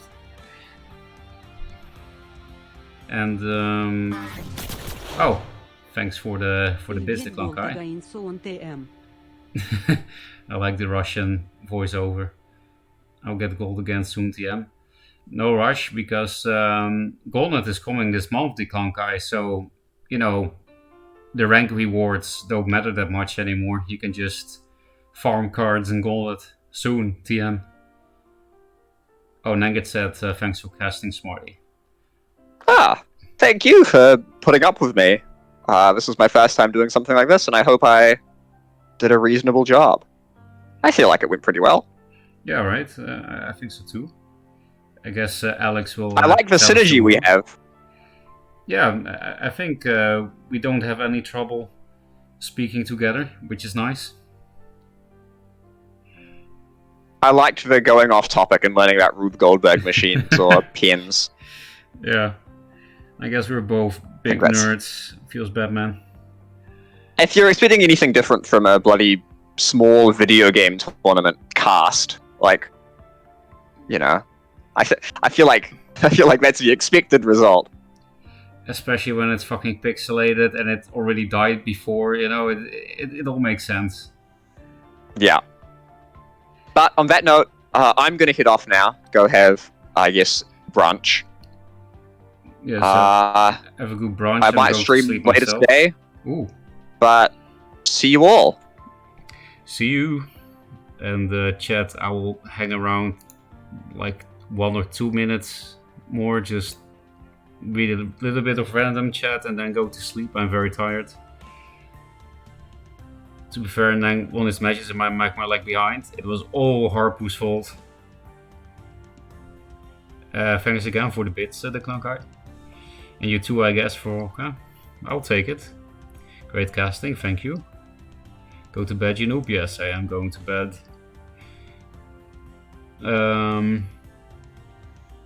This is why Fate only hosts tournaments if he enters, he just wins. We got is a good card, it is. Especially double.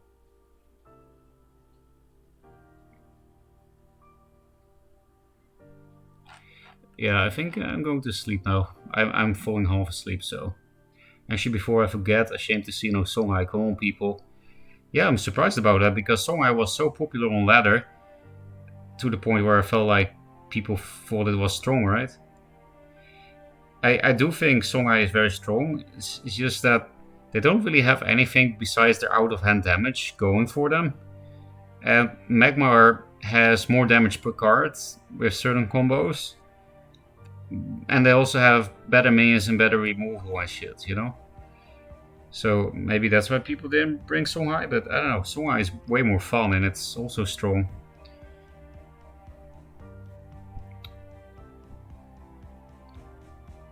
Frog will leave the voice channel on Discord. Good point. How do I do that again? I don't really go into voice chats in Discord. I do like calls, but I don't go into those voice channels ever. I literally don't even know how to leave that shit. Do I just click my own name? How the fuck do I leave that channel? The voice channel. I just never go into them. Oh, there's a disconnect button at the bottom. Yeah, found it, chat. Never mind.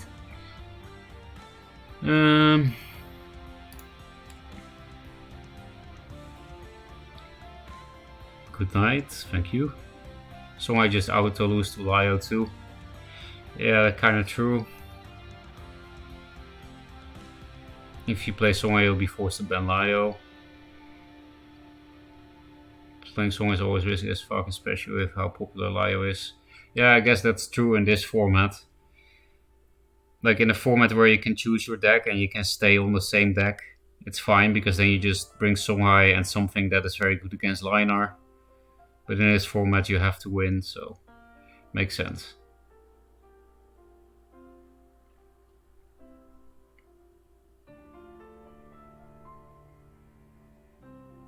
You're playing in my event?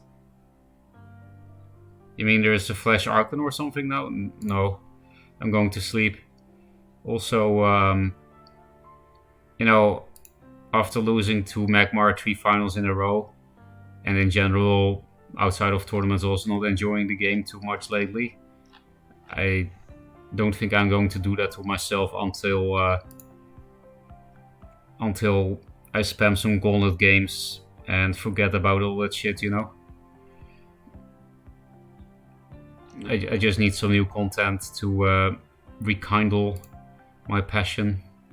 And then I might play tournaments again, but at the moment I feel like I will just make myself angry. It could be good content, but I prefer casting.